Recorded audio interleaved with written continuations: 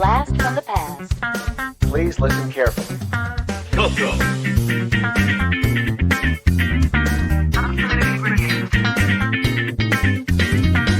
Welcome to the CoCo Crew Podcast. A delicious adventure into the world of retro computing news and information. Featuring the Tandy Color Computer.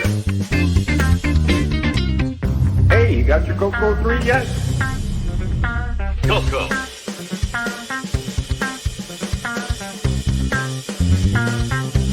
All right.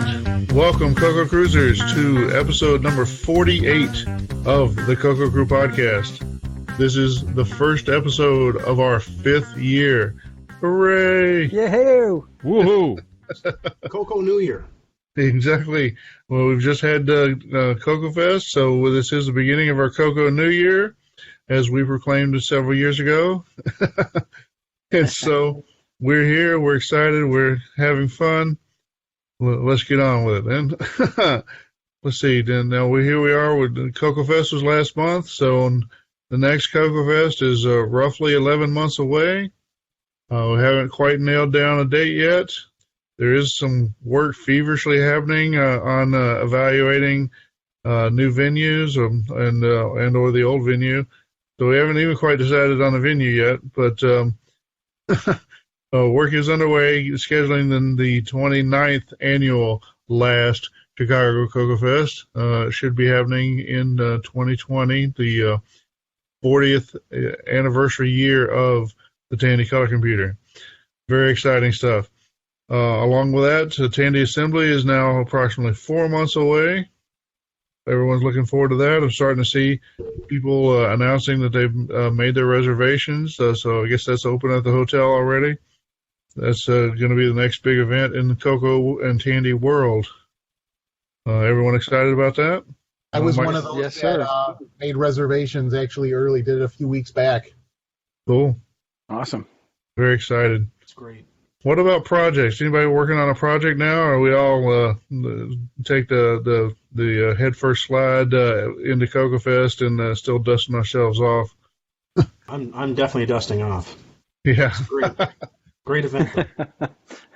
Yeah, definitely a cool event. I don't have anything really active to report at this point. I'm still kind of reconnoitering for trying to find something to get serious about again. I may dust off my basic compiler project. I know Ron will be excited if I ever get that back underway. I am looking forward to that. As am I. Anyone else? Anyone got anything going they want to talk about, or we're going to just recharge for another month? Recharge. All right. How about any acquisitions? It's well, I'm sure we all have something we probably picked up at CoCo Fest, but any other acquisitions or anything you want to talk about from CoCo Fest? Well, I picked up a new version of Farfall. A new version of Farfall, yeah. I sold, I think, 16 of those cartridges, which isn't bad. Got a few more. If anybody wants to reach out via email and ask about it, I'll do take PayPal and charge reasonable shipping for USPS priority. Just a little plug there. Let's see, I picked up something. What was it? Myro CD. Oh, yeah, Myro CD. That was pretty cool. Yeah, likewise, I sold about 16 copies as well. So you got some more of those out for people that want I them? sure do. So same deal. I take PayPal. Just reach out if you're interested in it, in the CoCo Fest adventure game and the commercials on the CD. Awesome. Yeah, I did pick up a copy of an original diskette for Barbarian Quest, I think is what it's called, from Ron Delvaux. He posted up on Facebook, said, "Has anybody tried this from my buddy or whatever?" And I said, no, but how much do you want for your diskette? So we arranged a little trade. So very exciting there. Always on the hunt for original CoCo software for anybody who's got some and needs some extra cash. I'll help feed your crack habit or whatever. All right. Well, anyone else? Anybody else got anything exciting to start off, or? I picked up a very clean CoCo 3 at CoCo Fest. It was Oh, very, yeah? Happy to get that. Yes, yes. Cool. Very exciting. Always good to have some new equipment or new to you equipment. I've got one of those CoCo 3s and still essentially new in a box somewhere. I should hoard it and sell it at the best possible time. But that's my fourth backup or something, so probably should keep that just in case, Can't forget, I'm sure we all got Triad Plus. Oh, yeah. Got your 2 meg CoCo 3 yet? Actually, I was at the table next to Mark, and everybody was so busy, I actually didn't get one. I know where to find him. People were so busy at the fest this year, they didn't even get around to see all the tables. I was one of them. I wish I could have gotten around a little bit more. It's amazing, Ron, I barely saw you at the fest. I know you were there, but it's like, gosh, we're so busy, I didn't even get to hang out. I know. But yeah, there's a lot of people. It was a good fest. It was, I think we're going with the official number of 122 attendees. I think someone said the previous year was 118, so a little bit better than last year, or about the same at least. I don't know, no worse. Definitely had a more crowded feel in a good way. CoCo Fest is looking pretty healthy. Definitely exciting. All right, well, that's probably a good introduction. Why don't we take a little break, and then we'll be back with some announcements. It's time again. It's time to learn. It's time to connect. People from across the globe will travel to one place to celebrate. It's time to assemble. Tandy Assembly is North America's only vintage computer show, dedicated exclusively to all makes and models of Tandy and Radio Shack computers. In our third year, we're happy to be adding a new offering for Friday afternoon, Tandy Tech Track. These special classes are designed to take you even deeper into your Tandy computer. And dinner is included. See our webpage for details and pricing. Tandy Assembly is held in Springfield, Ohio, just 30 minutes from Dayton International Airport. Event and hotel information are available at our website, tandyassembly.com. Children 12 and under are free. And as always, you can register and pay online. So join us on September 27th, 28th, and 29th in Springfield, Ohio for Tandy Assembly. Some assembly is required. Tandy Assembly. All right, now we're back with some announcements. You are listening to the CoCo Crew Podcast. We are available on Twitter as at CoCo Crew Podcast. That's CoCocrewPodcast. If you are prone to sending tweets, feel free to tweet at us, and we may tweet back. Let's see. We are also available on Facebook. We have a group called the Space CoCo Space Crew Space Podcast because we like to mix it up. If you are in the Book of Faces, do come out and check out our group. And always try, if I have a little bit of news, especially related to the podcast, I always try to let my CoCo Crew Podcast peeps in on the news first. So it may get you news a little bit quicker than just the regular CoCo groups. Don't tell everybody else. It's a secret. Let's see. We are a podcast, so we are, of course, available on iTunes and also through Google Play, as well as a number of other podcast aggregation sites that tend to pull from one or the other of those. We're not available everywhere. If there is a podcast podcast aggregator that you've used and don't find us on, then let me know. I can probably get us listed. We are also available for streaming through Stitcher and on TuneIn. So if you have a smart speaker in your home, you can find us by asking Alexa to play the CoCo Crew Podcast. For the past several months, we have also been available as video episodes on YouTube. Not a lot of exhilarating video content there. We basically run the podcast audio through a little conversion that puts up pictures of our logo and alternating with pictures of the show notes. But, if you only have a YouTube client or if you somehow prefer using YouTube for your podcast listening, feel free to check us out there. Let's see, the video episodes are also supposed to be available on the CoCo TV channel on Roku, which is sponsored by Roger Taylor. Not sure if we're totally up to date there at the moment, but if you're not up to episode 48 or 47 at least, feel free to poke Roger and ask him to update. Let's see. We are a member of the Throwback Network. This is a collection of retro-themed podcasts. After you've listened to the CoCo Crew Podcast, if you are looking for more retro-themed podcasts to take up some of your time, then feel free to check out the Throwback Network. Similarly, we are listed on the Game by Game Podcast Information Hub.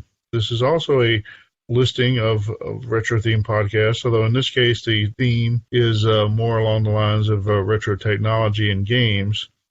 So gaming consoles and home computers and that stuff, such things from the 80s and maybe the 90s, maybe the 70s, somewhere around there.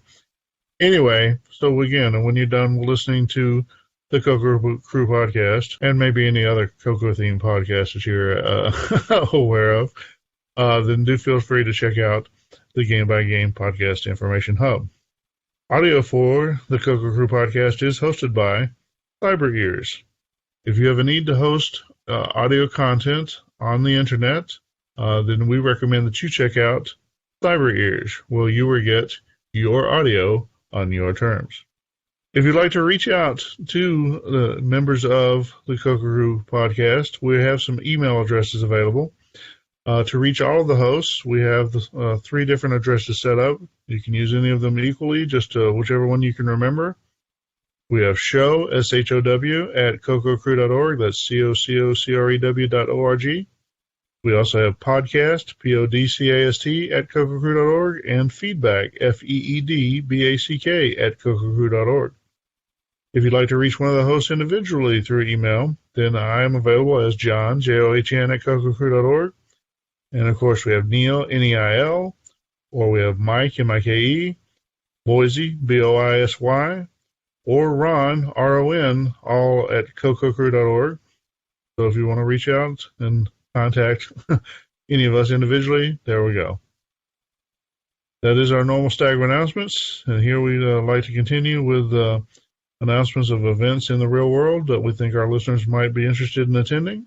So coming up in the 1st of June, 2019, we have, I'd say the 5th, Encontro Club Color Rio.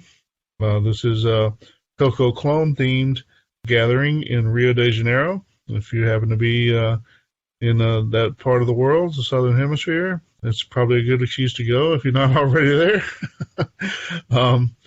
Go and hang out with our Brazilian friends and have a good time and report back, send us lots of pictures. In the Atlanta area, July 12th through the 14th of 2019, we have the Southern Fried Game Room Expo. The Southern Fried Game Room Expo features more than 250 arcade, pinball, and console machines, tabletop, RPG, wrestling, music, tournaments, a vendor expo, exciting programs, and guest speakers, film festival, and so much more. Game all weekend at Southern Fried Game Room Expo 2019. That's held at the Renaissance Atlanta Waverly Hotel and Convention Center. Very exciting. That comes recommended by some of our hosts. July 15th through the 21st, 2019, we have, of course, Kansas Fest. This is the Apple II summer camp event where attendees go and actually live in the dorms at Rockhurst University for essentially a week of retro goodness. It is an Apple II themed event. There won't be a lot of CoCo, if any, but you know, if you like the Apple II, it's a great event to go to. Coming up August 3rd and 4th of 2019, we have VCF West. This is a Vintage Computer Festival. This will be held at the Computer History Museum in Mountain View, California. Neil, you still planning to go to this one? No, I wish. I got a scheduling conflict. It came close, but I won't be able to make it this year. Sorry about that. Good time to get some sun on that lovely white Canadian skin of yours, too. Absolutely. All right, well, again, that's August 3rd and 4th of 2019. Coming up September 14th and 15th, 2019, we have VCF Midwest. Let's see, this will be in the Chicago area. The website still says it's an undisclosed location. Yeah. Should be a cool event. It's a pretty balanced event when it comes within the world of microcomputers. There's a lot of different kinds of stuff that shows up there, even Cosmic Elf, and of course plenty of Commodore and Apple and whatever else. So a pretty cool event. If you're in the Chicago area or you can get there without much trouble, then I would recommend it, except for the fact that if you're limited to travel, 2 weeks later, September 28th to 29th, we of course have Tandy Assembly. Woohoo! Woohoo! I'm going to both. Yes, me too. So this is a pretty cool event. I hear that this year on Friday they're planning some special presentations on Friday. Yes, we're going to be offering 2 different price entries. There'll be an extra charge for the Friday technical chats, but that'll include a meal on Friday evening for those attendees, and then our normal Saturday and Sunday event. So cool. We're excited about it. Very exciting. So if you are a Tandy person, if you're a CoCo person that can't make it a whole year to CoCo Fest, if you're a Tandy person, if you're a Z80 or other Tandy person, this is your big event. Do your best to make it out there. I'm not sure what the moral imperative radius is for this event, but same as CoCo Fest, you know. It is in Ohio. It's they call it the Midwest. It's not too far from lots of stuff. So do your best, make it out there. All right, our final announced event. Let's see, for October 18th to 20th of 2019. We're talking about the Portland Retro Gaming Expo. Tickets are now on sale. PRG is expanding in 2019, adding an additional 30,000 square feet of convention space, bringing the total footage of the expo to 150,000 square feet. Holy cow. That's amazing. Our arcade has been bursting at the seams, so we'll be moving some of our tournament qualifiers and free play games to the lower meeting areas, bringing up more space in the retrocade for a larger tournament final stage, guest seating, and more arcade and pinball games. Wow. If you're in or near the Pacific Northwest, then do find yourself a way to check out the Portland Retro Gaming Expo. It sounds like an amazing event. Well, I think that concludes our announcements for this month. So why don't we take another little break, and then we'll be back with some news. Looking for the best service, best selection, and best prices for your color computer shopping needs? CoCo Pro. At CoCo Pro, we bring you the best value for your CoCo shopping dollar. We carry a wide variety of new hardware products at prices too low to advertise. Gently used hardware products with a full 30-day warranty, as well as something you won't find anywhere else. Gently used software at incredible savings, from 30 to 80% off retail value. Easy on your wallet, easy on the convenience. Our inventory changes daily and contains at least 120 of your favorite CoCo software titles at all times. All are legitimate copies with full documentation. There's only one place for the best service, the best selection, and the best prices. CoCo Pro. Great moments in history. Mr. Watson, come here. I want to see you. Mr. Bell, it worked. I heard every word. Duh, you were supposed to. I called you in here because I just received the newest Radio Shack flyer in today's mail. Look for your Radio Shack flyer in this week's mail. Save 25 to 50% on select items throughout the store. Mr. Bell, where are you going? Why, to Radio Shack, of course, for big savings. What about the telephone? If anyone calls, take a message. Radio Shack, America's technology store. All right, welcome back, CoCo Cruisers. Now it's time for some news. Let's see, our first news item. This comes from M. David Johnson, or just David Johnson, I guess, but he puts the M in his name on his email. He announces on the Color Computer Multimedia email list. Says, today I put together all the CF83 fourth system files. CF is color fourth 83, is that right? Anyway, CF83 fourth system files, development files, and the number reverse puzzle into one CF83.zip package. For those who might want to download the whole thing at once, he has a link. And then he says, I also combined all the King James Version Bible files into one KJV.zip package. That's harder to say than it looks, KJV. So, yeah, this I think we may have mentioned at one point that somebody had done the King James Version Bible text back in the day, and so this is the fellow who did that. He's making them available for download, and rumor has it we may hear more from Mr. Johnson on a later episode of this podcast, so be sure to stay tuned for that. And David, actually, he was at the CoCo Fest, a very nice fellow. Talked to him a little bit. A little soft-spoken, but definitely a very nice fellow. Obviously a fan of Fourth. We mentioned Fourth a lot on this podcast. It's definitely a cool language, a cool retro-oriented language to learn if you're looking to extend your mind in that sort of fashion. So you may want to check out his package and see what's available. All right, the next link we have comes, it's actually a link from Mr. Llewellyn Day at Hackaday. Full motion video and 3D graphics makes this Genesis demo pop. And by Genesis, they, of course, mean the Sega Genesis in the United States, or Sega Mega Drive, as it was called in other parts of the world. And it is, it's just a demo. It literally is a demo in the sense of, like the Amiga-style demos from the 90s, or the kind of work that Simon Jonasson has been doing for the CoCo, trying to build a demo scene.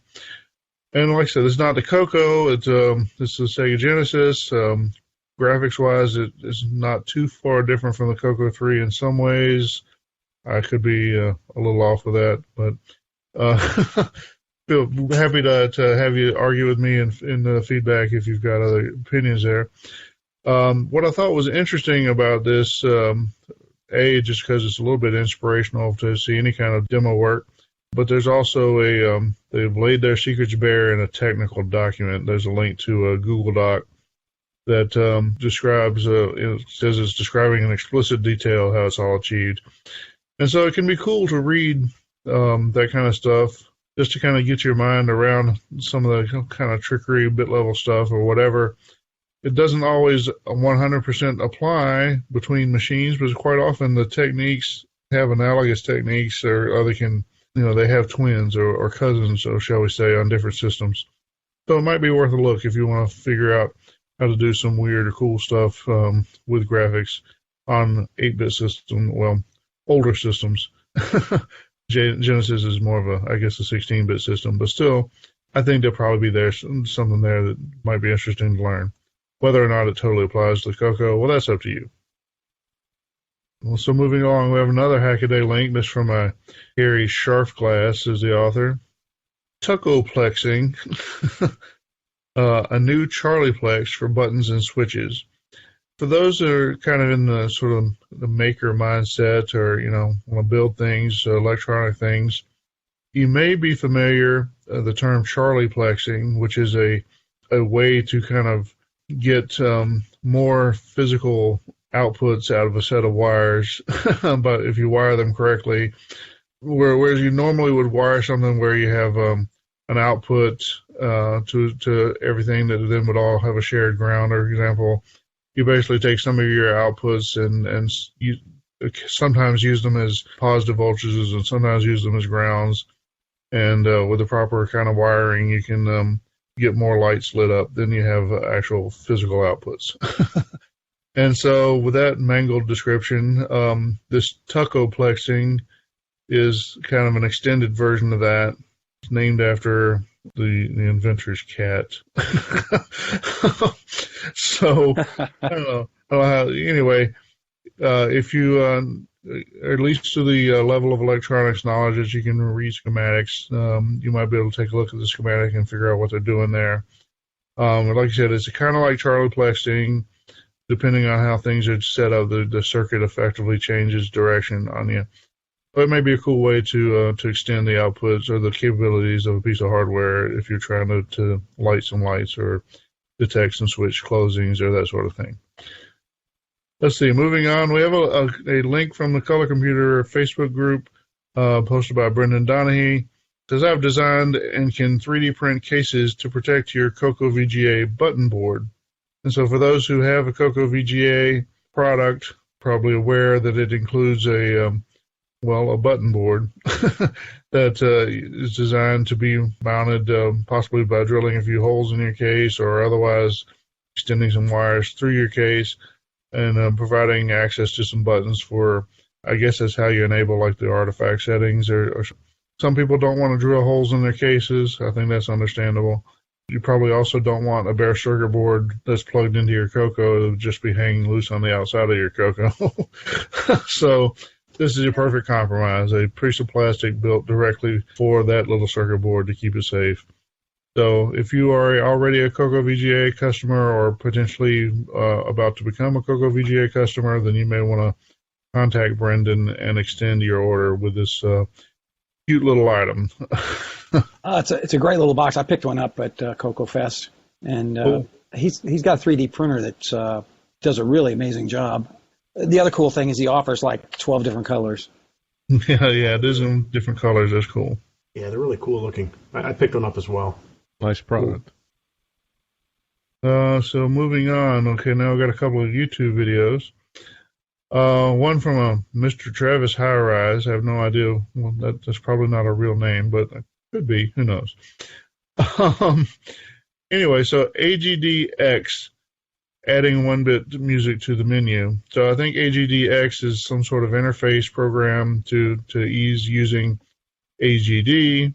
AGD, of course, is the arcade game designer utility that is designed for creating arcade games for the ZX Spectrum, and that Per Surratt and friends have been putting a lot of effort in recent months into being able to retarget those games to run on the CoCo or Dragon.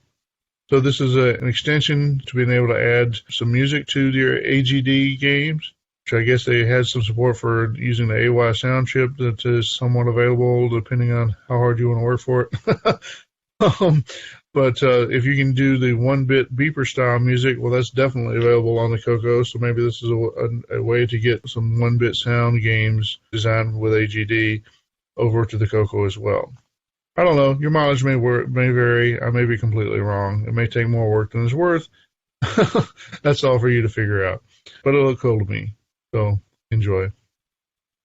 This one from someone who calls himself Python programmer. Probably not his real name. Also at YouTube. He's got a video. It sounds a little provocative in some ways. Don't learn to program in 2019. Which kind of would go against some of the grain. You see a lot of videos saying, oh, yeah, learn to code this year. It's great, whatever. Everybody should learn how to code, whatever. And in fact, this guy is not really telling you not to learn how to code. But what he's telling you is you should, instead of focusing on learning how to code in a specific language or whatever, that you should learn to focus on problem solving and kind of let the coding kind of fall out as an afterthought almost from doing your problem solving. And so it's probably, I included it, I thought it was a good perspective to have. If you are trying to learn how to program in a certain language or whatever, great that you're using a certain language, trying to figure out the syntax and such, but it's a pretty dry ball problem to just try to figure out how to learn just a language if you're not doing anything with it. And so you need to kind of pick a project and actually work on solving problems with your language, and that's how you end up learning it. I think that's the point he's trying to make. So check out his video, see if you agree. And I hope you'll enjoy it. All right, the next item is This New Lego Kit Will Help Teach Kids the Basics of Programming by Rosalie Chan at Business Insider. This appears to be an article about a new kit that's coming out by Lego that uses robots. It's called Spike Prime. It's a robotics kit to teach middle school students how to code, and it looks like it's available for pre-order for $330. Thought it was kind of cool looking. And they of course, have done a couple of variations on this before, generally to high acclaim. But like I say, all the older ones have now, well, they're older now. And so it's good that they're kind of refreshing the product line. Well, it kind of goes back to your previous news item, right? Don't learn to program, don't learn to code. Here we go, learn to code with robots. Exactly. The next item is from a friend of the show, Jim Gary, called Flycatch, a.k.a. Frog. This is a YouTube video of Jim's work. I'm presuming this is an MC-10. Looks like a frog, a profile of a frog sticking his tongue out and catching flies. And I love the ominous music in the background. Yeah, Jim never disappoints, right? Nope, never does. Yeah, cool little game. Pretty cool. I think there's a similar game available for as a homebrew for the Atari Jaguar and maybe some other systems. But, like I say, catching flies is pretty cool. I now have a poker program in Basic 09, text only, heavily inspired by what I believe is Jim Gary's port of a color basic poker program to Basic 09. This is by my longtime friend and former colleague at Microware, James Jones.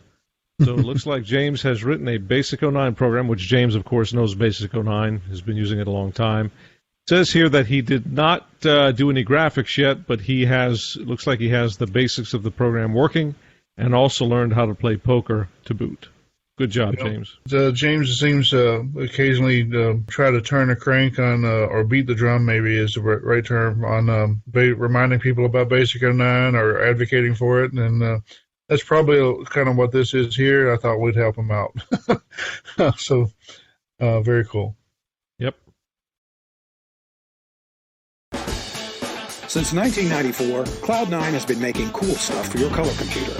Like the Cloud9 Mini Flash, a flash cartridge for your color computer or Dragon. The Mini Flash gives you a total of 4 16K banks of flash memory. You can easily flash ROM images into any of the 4 16K banks. Store your favorite DOS ROMs and game packs on the Mini Flash. And the Mini Flash is perfect for prototyping your own ROMs without the need for an EEPROM burner. The Mini Flash comes with flash programming software and test utilities. It's preloaded with HDB-DOS for DriveWire and 2 games from Retro Tinker, Coco Dooku and Follow Coco, so you can use the Mini Flash immediately. The Cloud9 Mini Flash works on all color computer and Dragon models and is housed in a high-quality injection-molded cartridge case. The Mini Flash, only from Cloud9. Cool stuff for your color computer. Visit cloud9tech.com for details.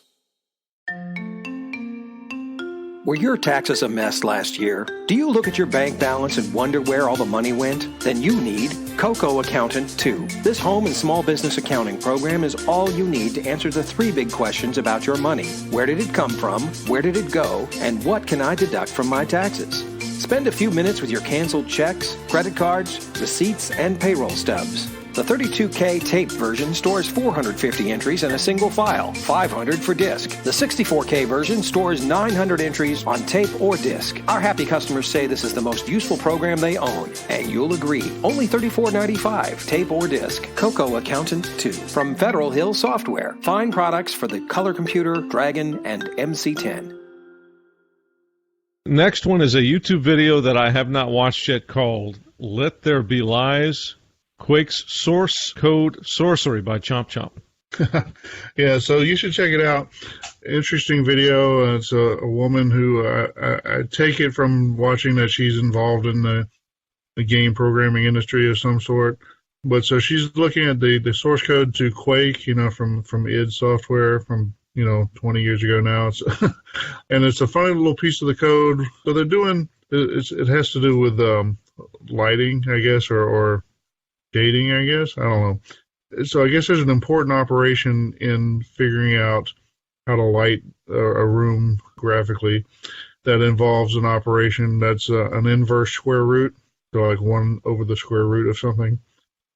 And so they've got an algorithm where they're doing some weird math, trying to speed that up, because otherwise you'd be doing a lot of divisions and Newton's method or whatever to calculate the actual square roots. You can do some approximations or whatever. They're doing some bit level stuff, and then they basically just add or subtract. I forget now, but there's just a random number that's like 5739244 or whatever the number is, but they just throw in that one number, and it gives them an approximation that's good enough to use. And there's even a comment in the original code that's WTF, but I think it's not even WTF, right? But yeah, it's like, so it's just magic, right?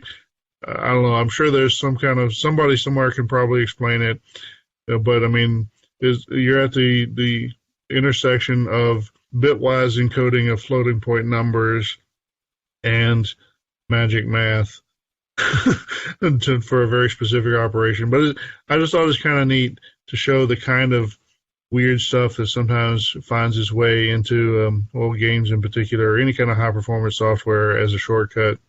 It seems to work certainly well enough. I don't think anybody really complained about Quake not being shaded enough or whatever, right? Kind of reminds me of at the CoCo Fest, Stephen Hirsch's talk about Speed Racer and the tricks he had to do to employ the math to avoid the the division. Yep. Same kind of thing. Cool.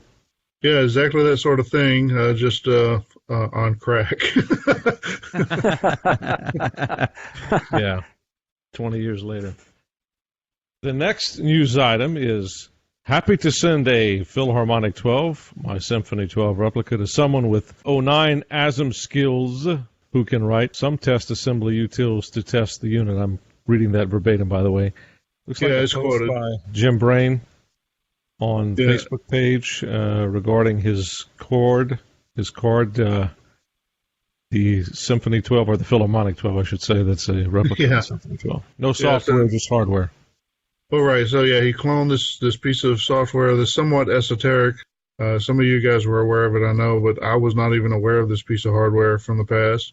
It's basically like, 4 of those AY3 8910 or 8912 sound chips on one card. Right. I'm sure it can produce wonderful chip tunes. But anyway, he reverse engineered or maybe reproduced it from schematics or whatever, but then couldn't find software to run it. If you are interested in working with such a thing and want to reach out to Mr. Brain, it sounds like he might welcome you with open arms. I wonder what software was with the Symphony 12 back in the day, and if it just could be duplicated.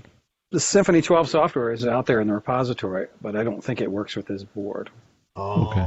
But I don't know if it doesn't work or maybe it's a bad copy of it. But I actually had a Symphony 12 with a keyboard a long time ago. I don't have any more. I wish I did. But you could make, have 7, I think, simultaneous voices.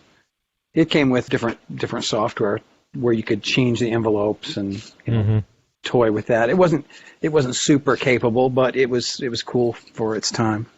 Yep. Cool. Well, anybody out there can help Jim get a hold of him. All right. The next news item is from, again, our good friend, Mr. Jim Gary.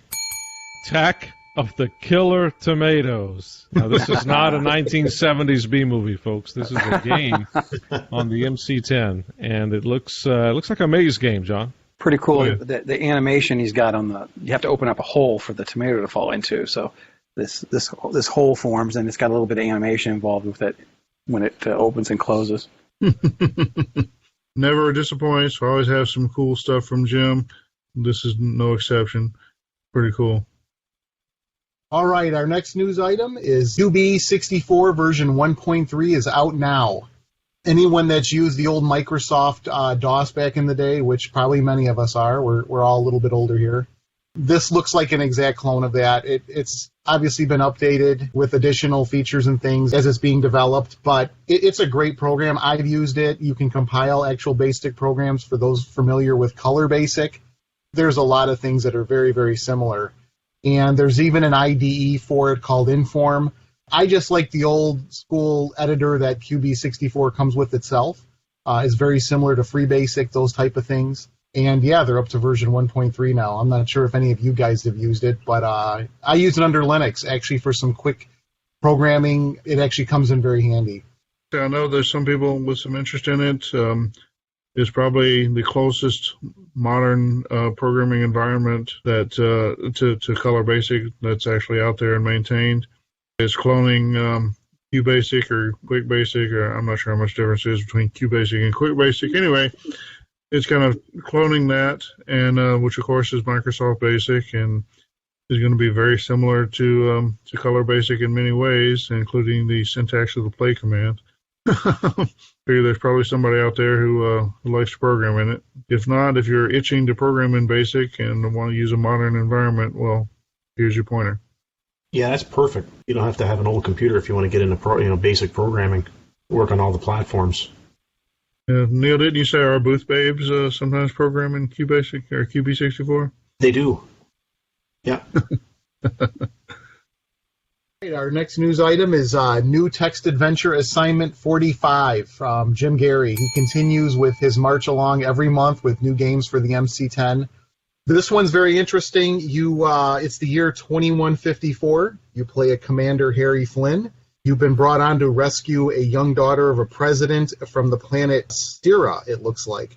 I actually did start playing this, like a lot of the text adventure games that have been ported. I think this was from Micro 80. He does a great job with these conversions. There's got to be a ton of work that goes in them if you ever flip through the source code on these things. There are things he has to do to make it work on an MC10, so, the guy's an absolute machine. For people that have an MC10 or even don't, there's emulators out there. Give these things a try. He puts a lot of time into them. The next game, actually the next news item, is another game from Jim Gary, Crash, Can You Survive? It has to deal with a business. You're basically flying a small aircraft as part of a business trip. You actually crash over some mountains, drops you into, wherever. I don't know what mountains they actually are, but you have a hurt leg, and the idea is how long can you survive? I actually like the Crash logo that he's got at the beginning of this game too. It's all, the semi-graphics type thing, but it looks like another great game. All right, our next news item, as we move along with the Gimme X project, it's time to incorporate a few improvements into the design. I have been reading the news on this, a lot of interest in this project. I am curious how many bad gimmies there are out there. I don't know if we ever got a count of people that are actually keeping track of that. It would be interesting to know, because this is a pretty big project, and it looks like Ed's got a few updates. He's adding support for greater than 512K of memory. He's got a lower profile PLCC design. It looks like he's still moving forward. At the show, I heard they had one of these there. I think Gary Becker had one at his table, but I did not get a chance to get over there and take a look at it. I'm not sure if any of you guys did. Our next news item is from Neil Cherry.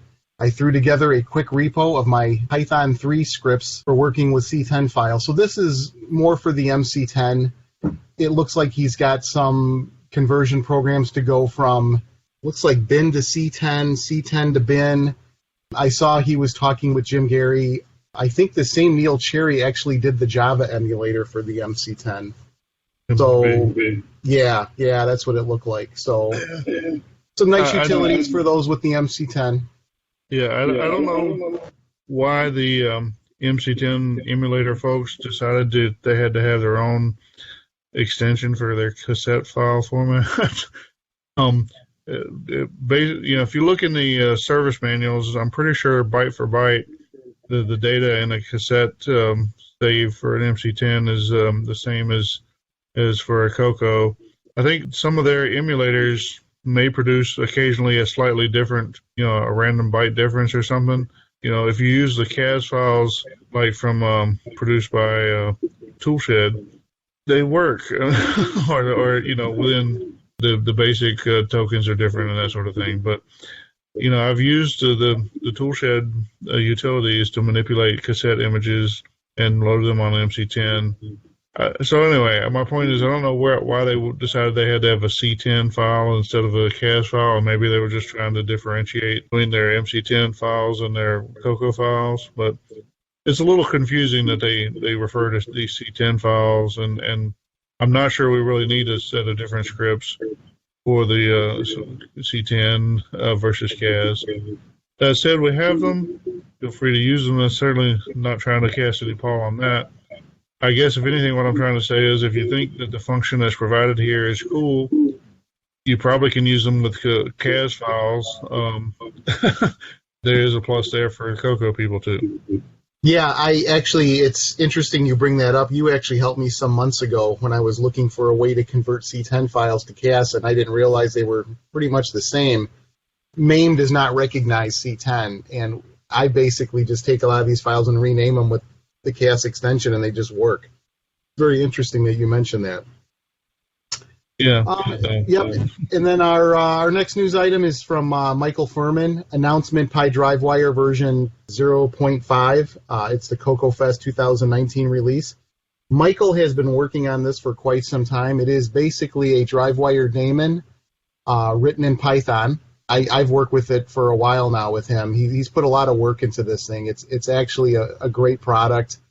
He's added quite a few features to it. Web interface. He's added EMC protocol support. So for those with an MC10 and an MCX 128, you can actually load your software extremely easy into an MC10. So it seems MC10 is the theme of the news items I've been doing. So for those that don't have one, make sure to find one on eBay, get a good deal, and you can use this with it. Same drive wire cable. Michael's been very quick to respond to any bug fixes and things like that. It's a pretty solid product. I have it on my machine. I run it on Raspberry Pis. It's very lightweight, and he's very open to people's requests. If there's something worthwhile that somebody thinks needs to be added, reach out to him. And if you haven't tried it out, please do so. For those that struggle with some of the Java issues on like Windows and things like that, because that Java port hasn't been updated in quite some time, this may be an option. Python is not too bad to install in Windows. Cool. And it should be seamless to install on any of the Linux distributions. Very easy to install in Linux, yes, absolutely. This case was a real stumper. I'd been wandering through the Fort Worth fog half the night, looking for the impossible, a new keyboard for a TRS-80. To nurse my luck, I stopped into a cozy dive called Darcy's for a glass of suds. The bartender dropped a glass, and I turned to see what distracted him. Gentlemen. Miss Ada Barlow silenced the room by her presence. She ordered and then took the seat next to mine. Hey, handsome. I see you're looking for a keyboard. That was obvious, as the original was sitting on the bar next to my depleted glass. Do you know where I can find one? No, but I know something that's even better. I was intrigued. I patted my shirt pocket, looking for the weathered notebook and the nub of a pencil that usually lived there. Okay, what do you know? You want the new Key 80 from PlaidVest software. It allows you to connect a modern PS2 or USB keyboard to your TRS-80, both Model 3 and 4. Plus, it has an Atari joystick port that works with most TRS-80 games. Where do I find this new Key 80? Just point your little web browser to newkey80.com. You'll find what you're looking for. Much obliged, ma'am. Finally, a break in the case. I dusted off my jacket, tossed a crumpled bill onto the bar to cover both Miss Barlow's tab and my own. Some days, even I get lucky, I quipped as I grabbed my hat and headed back into the night. The new Key 80 keyboard interface, only from PlaidVest software. Okay, our next news item is the Retro Shield 6809 operation from Erturk Kokolar. If you recognize that name, it's because he's associated with the Simon 6809. I know a couple of us have that board to play around with, and he's made some improvements to that. But this is actually a shield you can plug into an Arduino, and it lets you access the 6809 chip. Yeah, so it looked like a cool piece of hardware for somebody to want to play around with. Like I said, I've got one of those Simon 6809 boards from Erturk, and I've really enjoyed it. If this little design here looks exciting to you, then I suspect you'll enjoy using that too. So, yeah, kind of cool. Yeah, you may want to check it out. All right, our next one comes from 4keyboard.com, and it's Atari non-transparent keyboard stickers. It doesn't really talk about this, but I'm assuming that the keycaps on the Atari rub off over time. This is a solution that's just some opaque vinyl stickers that you can put on your Atari keys. So you got, if you've got some that are faded out or rubbed off completely, it gives you like a new keyboard in about 15 minutes just by applying the stickers. Yeah. So why is this on our list, right? So my point here, when I saw this, I thought they were kind of interesting. I thought, that's sometimes, I don't know if we have a big problem with this in the community, but I have occasionally seen some keyboards with a lot of wear on them. If we had something like this for the CoCo, that could help there. Plus, that's one of the continuing problems with the keyboard replacement projects is where do you get keycaps or whatever. Well, maybe if we had a source for stickers, maybe you could go with blank keycaps somehow. I don't know. It's just more brainstorming than anything. But the main point I was drawn to, and I don't see it here, but I think maybe someone else, maybe when I found this link, someone was suggesting this. You could have something like this that you could then label on your PC keyboard. You know, when we try to use the emulator, we know it tend to have this emulated versus natural or whatever terms they use, whether the key layouts are different between, you know, the classic or whatever old style typewriter keyboard layout that's on the CoCo versus the more modern IBM style keyboard layout that's on, you know, modern PCs. And so sometimes it might be cool to have some stickers you could put down on some of the keys to say, oh, well, if you're doing a CoCo emulation, you know, the $ is here versus over there, you know, that sort of thing. So if some enterprising maker of, you know, doodads for the CoCo wanted to have something like that printed up, I'd be happy to bless that project. Yeah, especially the clear key. We never have that. Exactly.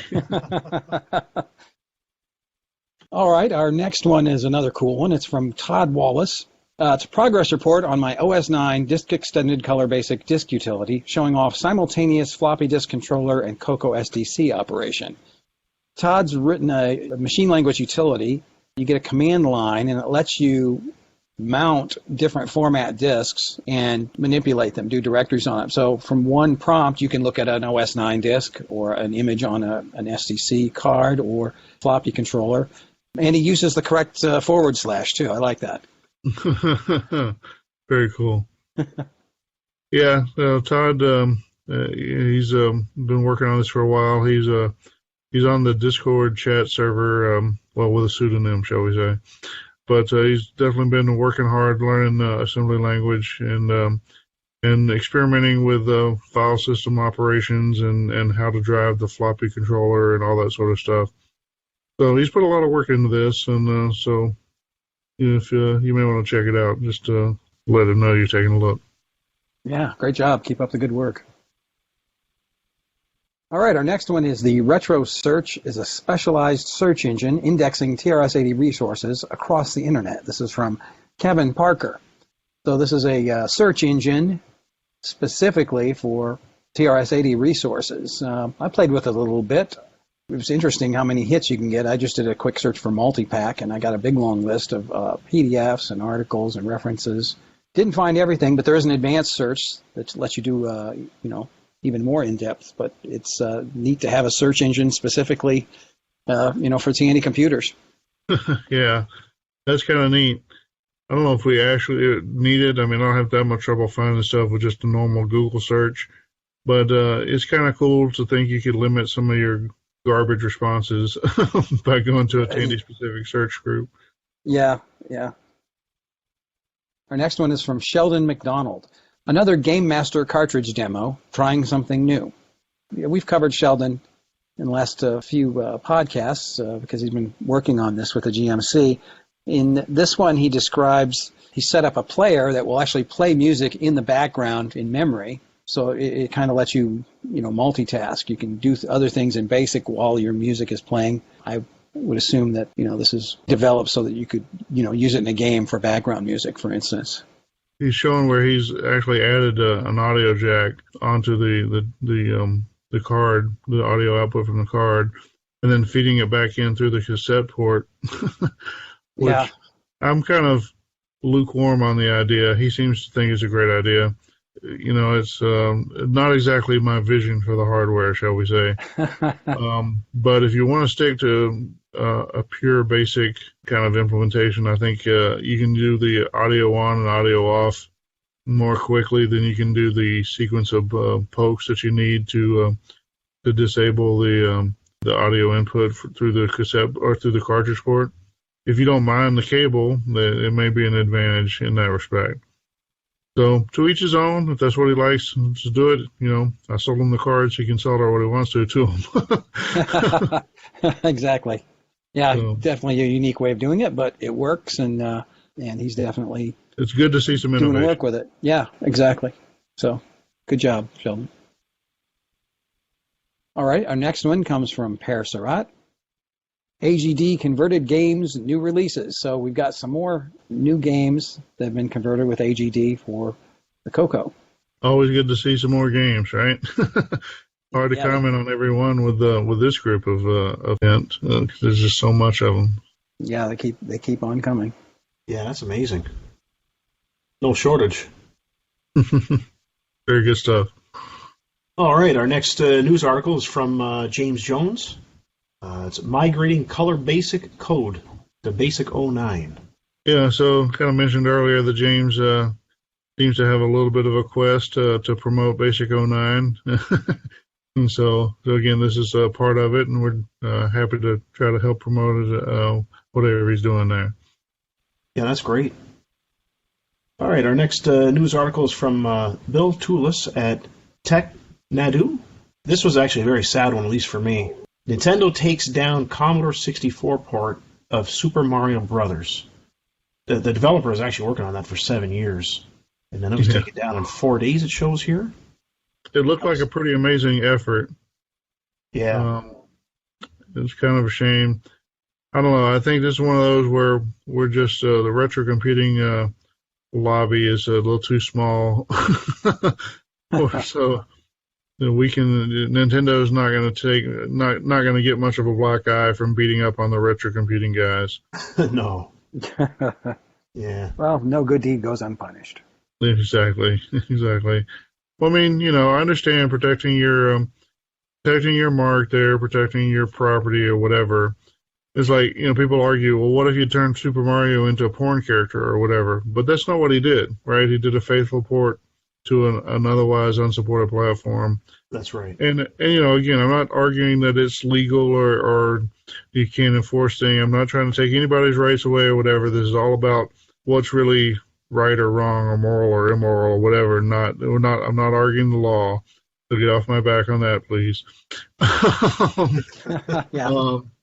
And I think it's a shame that Nintendo is so worried about its 30-year-old untapped market that they just don't want it to exist at all.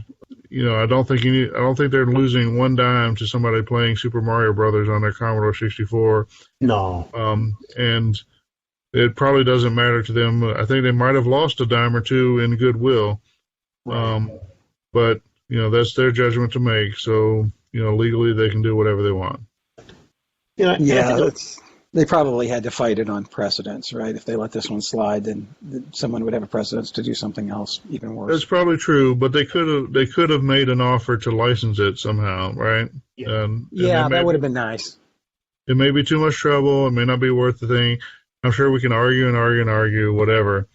I'm sure there's a way they could have said, hey, that's cool, but we can't just let everybody do this. I'm sure there's a way they could have done it and not somehow giving up all their rights to Super Mario Brothers, Right. Yeah, this goes in the wish department. We wish they wouldn't have. Exactly. It's wishful thinking and not to be expected from a multinational billion-dollar corporation or whatever, but in a better world, that's what would have happened. Yeah. And it's sad, too, because, this project and a lot of these type of projects, it's more of a technical challenge, I think, than, no one's profiting on this, Yeah. It's just more like, because you can kind of thing, right? Yeah. Well, he could have done it because he could and then put it in his closet and showed his buddies. And nobody would ever said anything because no one would have ever known. Is that what he ought to have to do in a perfect world? No. In the real world, well, it looks like that's what he had to do. But, yeah. On the other hand, it was out for a week. That means it's going to be around forever. Well, that's true too. Yeah. All right. Our next news article is from Jim Gary. I think that Jim Gary's been in every section here almost.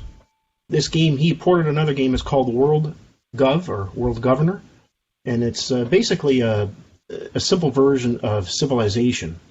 He's ported over to the MC-10, and it was originally a German game, so he also had to convert all the German to English as well. That's quite a project. Yeah. Because rewriting the basic code's not hard enough. Deutschland. Oh, way to go, Jim. We definitely appreciate your efforts. Oh, yeah. Great work. All right, our next news article is from Kyle Orland at Ars Technica. Did a vigilante ROM leaker go too far to preserve a lost Atari ROM? Yeah. Did you guys read this? Yeah. That's like, wow. So the gist is that somebody came in to do some sort of arcade repair, and the collector has some super rare stuff. I don't even think it's the machine being repaired. The repairman took it upon himself to open up the other game and dump the ROMs, and then made them available without permission from the owner or whatever. Yeah. What do you think about that? Right? I mean, there's the historical preservation aspect. The owner didn't want it done, but I mean, the owner doesn't really have any more copyright status for those ROMs than they would if somebody else dumped them. I mean, yeah. I mean, there's only three of these machines in existence. 3 of these cabinets. Right. So this is not a ROM that the owner modified himself. This is just something he had. Yeah, this is an original ROM, is my understanding. Yeah, it's an original Atari ROM for this game that never got released beyond these 3 cabinets. I mean, I don't know. What do you think? If someone came into your house to fix something, John, and they decided to lift a copy of Farfall, and then suddenly it shows up in MAME next week? Well, I mean, I agree. Especially the in the house poking around parts of your property that you didn't authorize. Definitely questionable at best, shall we say? Right. The fact he had to pull a board and pull the ROMs, maybe that makes it a little different. If he could have somehow just copied it off, would that make it okay? Just pressed a button and it was there. I'm not sure. I'm not sure that changes it in people's minds. Maybe it does.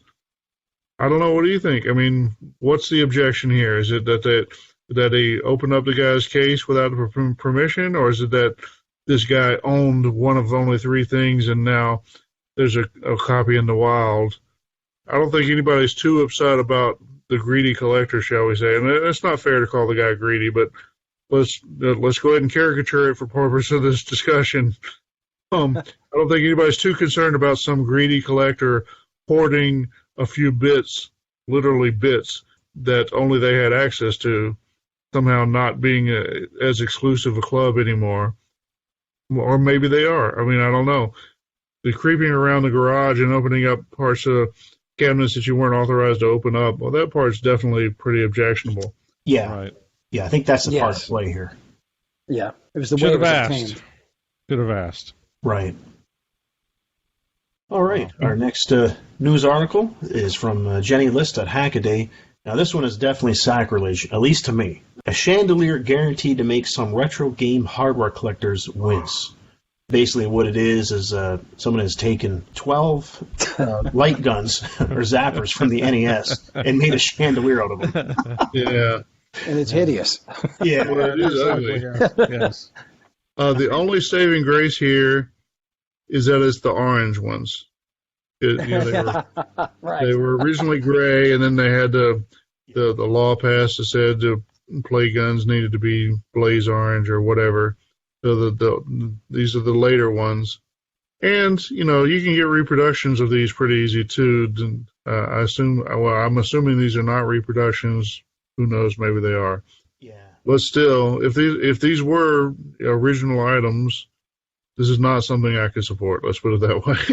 No. I mean, reproduction would be one thing, but if you're gutting out 12 of the original, zappers, I know there's lots to go around, but if this keeps happening, there won't be. Right. Yeah. Well, this is kind of reminds me. Several years ago, it was very popular for people to take the old, what some people call the toaster-style Macs, the original Macintoshes, and turn them into aquariums for some reason. Oh, yeah.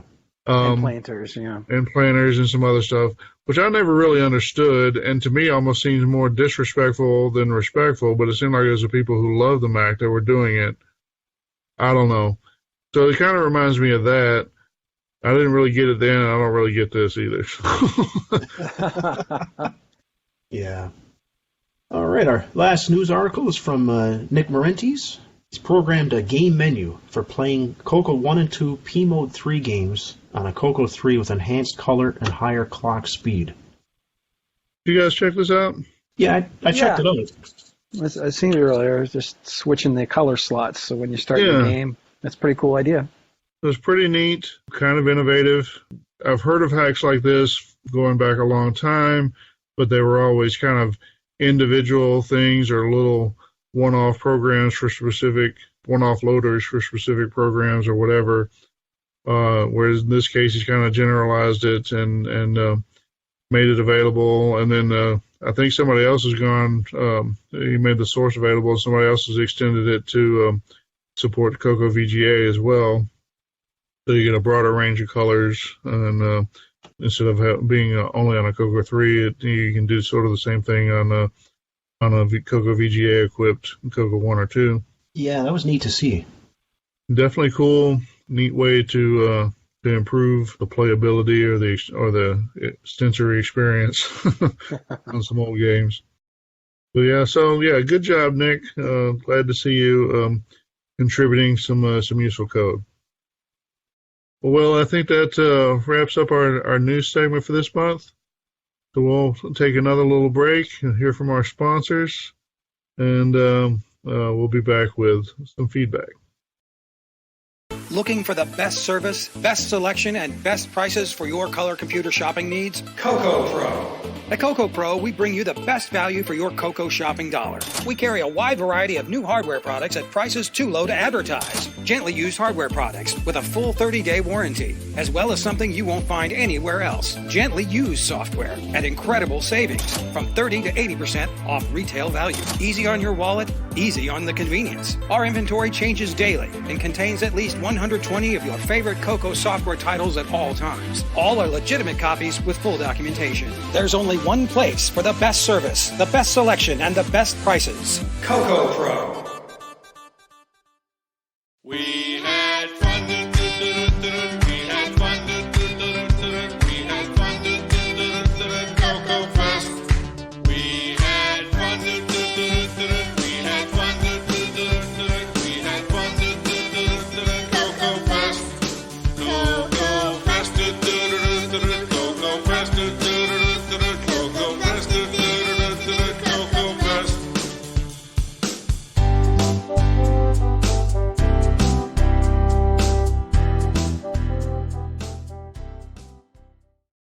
Welcome back, CoCo Cruisers. Now it's time for some feedback.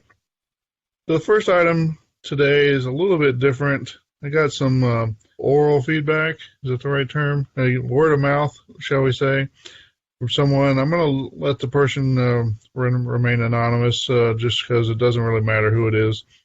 But the gist of the feedback, so in our previous discussion, previous month discussion, we had to talk about who qualifies to be a creator. Basically, the gist of that discussion is you do. Everybody should do their thing and not be afraid to I said spread your wings. And so in there I had this quote. So I said, spread your wings, but try not to ruffle anyone else's feathers, which I thought was a nice way to say, do what you want to do and have fun, but try not to be a jerk. But the feedback is that spread your wings, but don't ruffle other people's feathers is somehow hypocritical. Which number one I reject, because for it to be hypocritical, I'd actually have to be saying that and then going out and ruffling people's feathers on purpose, which I don't think I've done. If I have, feel free to send me some feedback. But again, the point, I think it highlights that maybe the wording is too subtle, or maybe the notion or the feeling is too subtle. The message I'm trying to convey is two parts. Is, one is, like I said, do what you want to do. Nobody's trying to control you. Nobody's trying to say you can't do something. Nobody's trying to say that somebody else owns something or whatever, which was a ridiculous interpretation I saw certain people making on Facebook. Yeah. Ridiculous, dumb, stupid, really. Nobody is trying to control anyone. Nobody is trying to say anybody owns certain parts of the community or whatever. All I was saying is, we're all in this together. We're all trying to have fun. Nobody owns the community. That implies nobody owns the right to just jump over somebody else and kick them out of the community. So don't be a jerk. That's all I'm really saying. Don't be a jerk. work on your own stuff, do what you want to do, have fun. If it's the one thing you just that you're in the community for or whatever, and you just gotta do it, fine. But in general, don't be a jerk. And I don't think that's hypocritical. I don't think it should be controversial. Don't be a jerk. I mean, I don't see there anything. That ought to be the new CoCo Fest shirt for next year. Welcome to CoCo Fest. Touch the hair, but don't be a jerk. Okay, next item of feedback comes from Mike Brandt. I think this is in reference to talking with Mark Marlette, and he was announcing some of his products, and some of them related to the Dragon. Mike Brandt, always happy to point out the available products on the community, on the mailing list and such. And so in here he's saying, in reference to DriveWire and the Dragon, Tormod has some pretty nice products. There's a link there, tormods.me/products. He has DriveWire cables and a DriveWire standalone server. So thank you, Mike Brandt, for pointing that out. I'm sure Tormod appreciates it. Okay, well, that's the end of our lively feedback session for the day. We'll take another little break and probably be back with some sort of host discussion. Fort Knox. More than 5,000 tons of precious metal lie behind a 22-ton vault door. The walls are concrete-lined granite. There are armed guards, fences, tanks, and Apache helicopters to deter any unwanted entry. Stealing gold from Fort Knox is virtually impossible. But how do you protect? Toilet paper? It's Color Outhouse, an outrageous game for the Tandy color computer. Thieves are sneaking into your outhouse to steal toilet paper. You must protect your outhouse from above in your very own flying saucer. Keeping these tissue bandits at bay is only part of the problem. The sky is filled with other deadly unfriendlies. Do you have the skill to keep your rolls intact? Color Outhouse.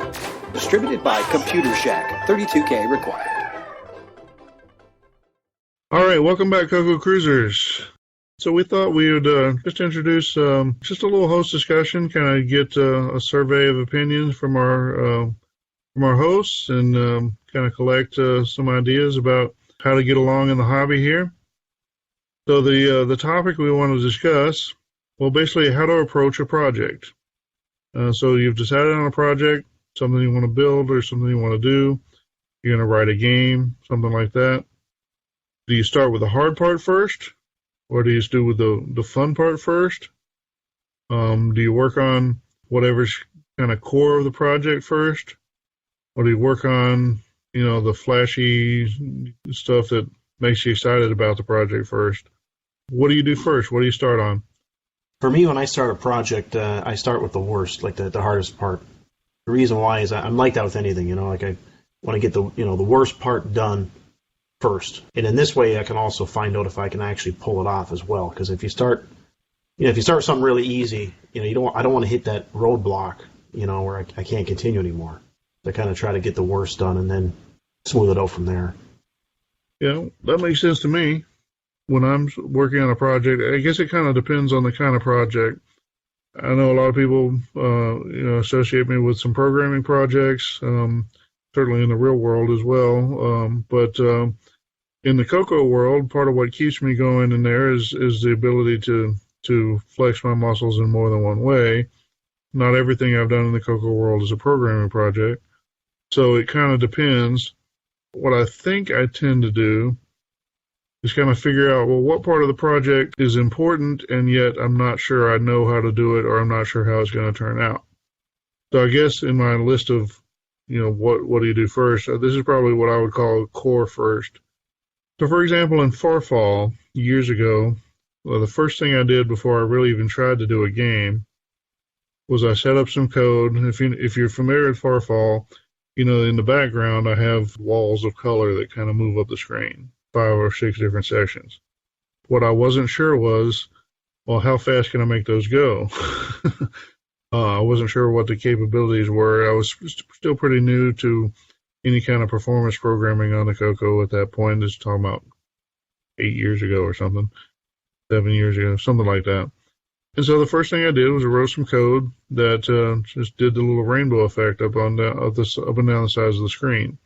Once I kind of figured out I could do it and how fast, how big they could be, and how fast they could move, I was able to go from there and start doing some math and figure out if I could do enough of them and how much time was left over and whatever else.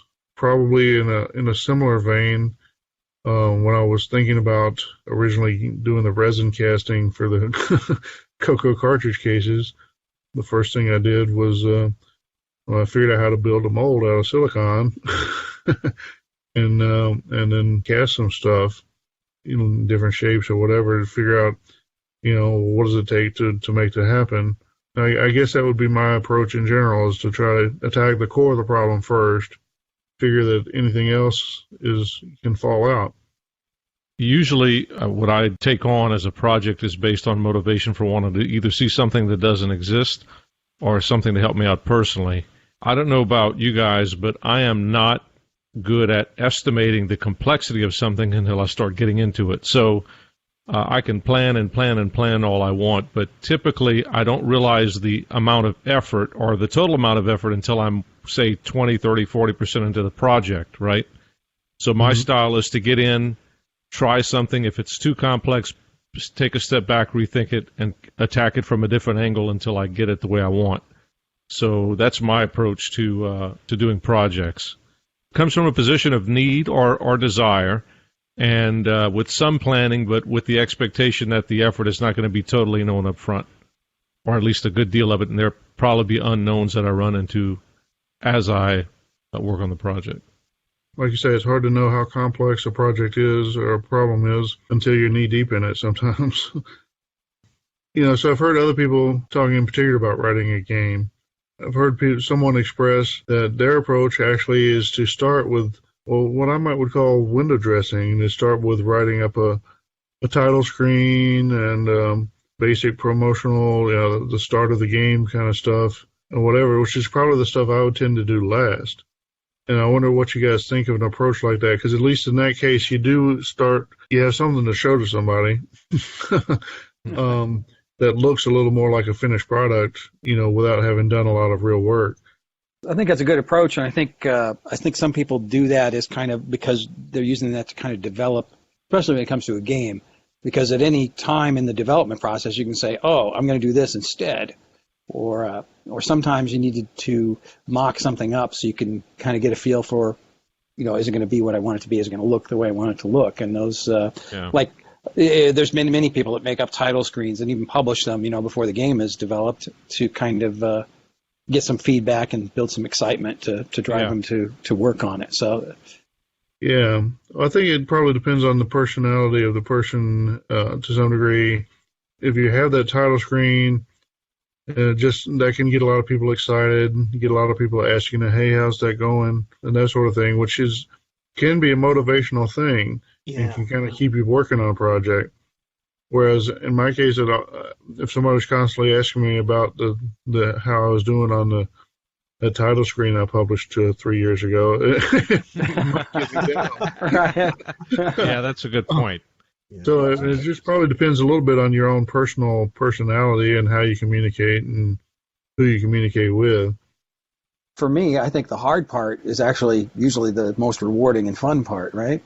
Sure. Because that's where you're going to learn the most. You're pushing yourself. I'm starting a project that involves some hardware, so that's probably the hard part. But that's the most fun, figuring out the timing of the writes and everything correct on the bus. Sure, that makes sense. I think for me too, it's those are fun parts, but there are also parts that sometimes you want to put to the end because if you want to avoid the pain or you just want to be more prepared, you're just the kind of person that procrastinates because the hard stuff is what you do last. That's another approach. I think like making the title screen first on a game is kind of cool because it gets you in the mood and in the mode for the game, right? It gets you excited, and then that excitement can help you. Can carry you through the rougher parts of the learning process and things you're not necessarily comfortable with. Sure, I get that. Sometimes the hard stuff is hard because it's the core of what you're doing is the engine. The hard part is writing the engine of the game. until you write the engine of the game, you can't really play the game, right? Right. And so animating the Bumblebee character may be cute and fun, but, you do that first and all you end up with is an animation of a bumblebee. It might be rewarding. Some people, that would be it for some people, right? That will be fun and cute and, hey, look what I did. And that's enough for some people. And if that's enough for you, I do not fault you at all. But just saying that, it could be an easy thing to do. Now, some people say animation, that's not easy at all. And I agree. It depends on what your skills are and what your perspective is. But like you say, in some cases, you might have to do the hard part first. If you're writing pole position or some clone of pole position, to me, it would be hard to figure out how to display the curves in the road. I think that would be a little difficult. But if you're doing a racing game and you don't have any curves in the road, it ain't much of a game, right? And so you're going to have to do that part first. So you might need a little bit of that faith and confidence or dead reckoning on where you're going to at least break through a little bit. It probably just comes down to the person. There's probably no one set way. And it may not even be one set way for everybody. It's like you say, I can see some of these arguments. I can see where if you really know what your end goal is, then coding up, especially if your end goal is to clone some game or whatever, then coding up that intro screen, which might include developing some character graphics or whatever, that's pretty helpful for the rest of the game. You already have that graphic done. It might make sense to do just the title screen first or whatever. In other cases, that doesn't buy you much, so you kind of need to start off with your combat system or your say if you're doing like an RPG or something where you need to show maps a lot, you need to figure out how to put a map up on the screen. Definitely different ways you might approach it. So I've been listening to all these, and actually I kind of lean toward the Boise thing. It's been hard for me to try to gauge some of the time I think I'll have to invest to pull off some of the things that you want to work on. What I find most enjoyable, though, about working on projects is learning, John, you touched on this, learning some of the underlying back-end technologies that you may need in order to do something like that. And many times, you may have to learn a skill to be able to completely build what you're trying to do. In some ways that can lead to, to other distractions, but for me, that's the most enjoyable. So, if I had to answer, I would probably work on some of the harder stuff first. I try to reuse as much from a programming perspective, try to reuse as much code as I can for things I've developed for other things, try to leverage that. A great example of one is something simple, and this is like with the CoCo Pie project. MAME's a big part of it, and there is the ability to load software using something called the software list feature within MAME. I spent some time working on a program to take files from the TRS-80 Color Computer Archive, which has information about the author, which has good descriptions, actually read those, pull the files out of the zips, and generate the correct XML file that can be pulled into MAME. That was part of a bigger project, but that was kind of a necessity that I wanted to make things easy to load for that particular feature. So I get pulled in a lot of different directions, and the big part is just to stay motivated. If it's something you want to complete, you got to find ways to make it enjoyable. Sure. Yeah, that's an important part, is maintaining your motivation and not getting too distracted by something else. And so then you need to do something to have at least some fun, or at least enable some fun.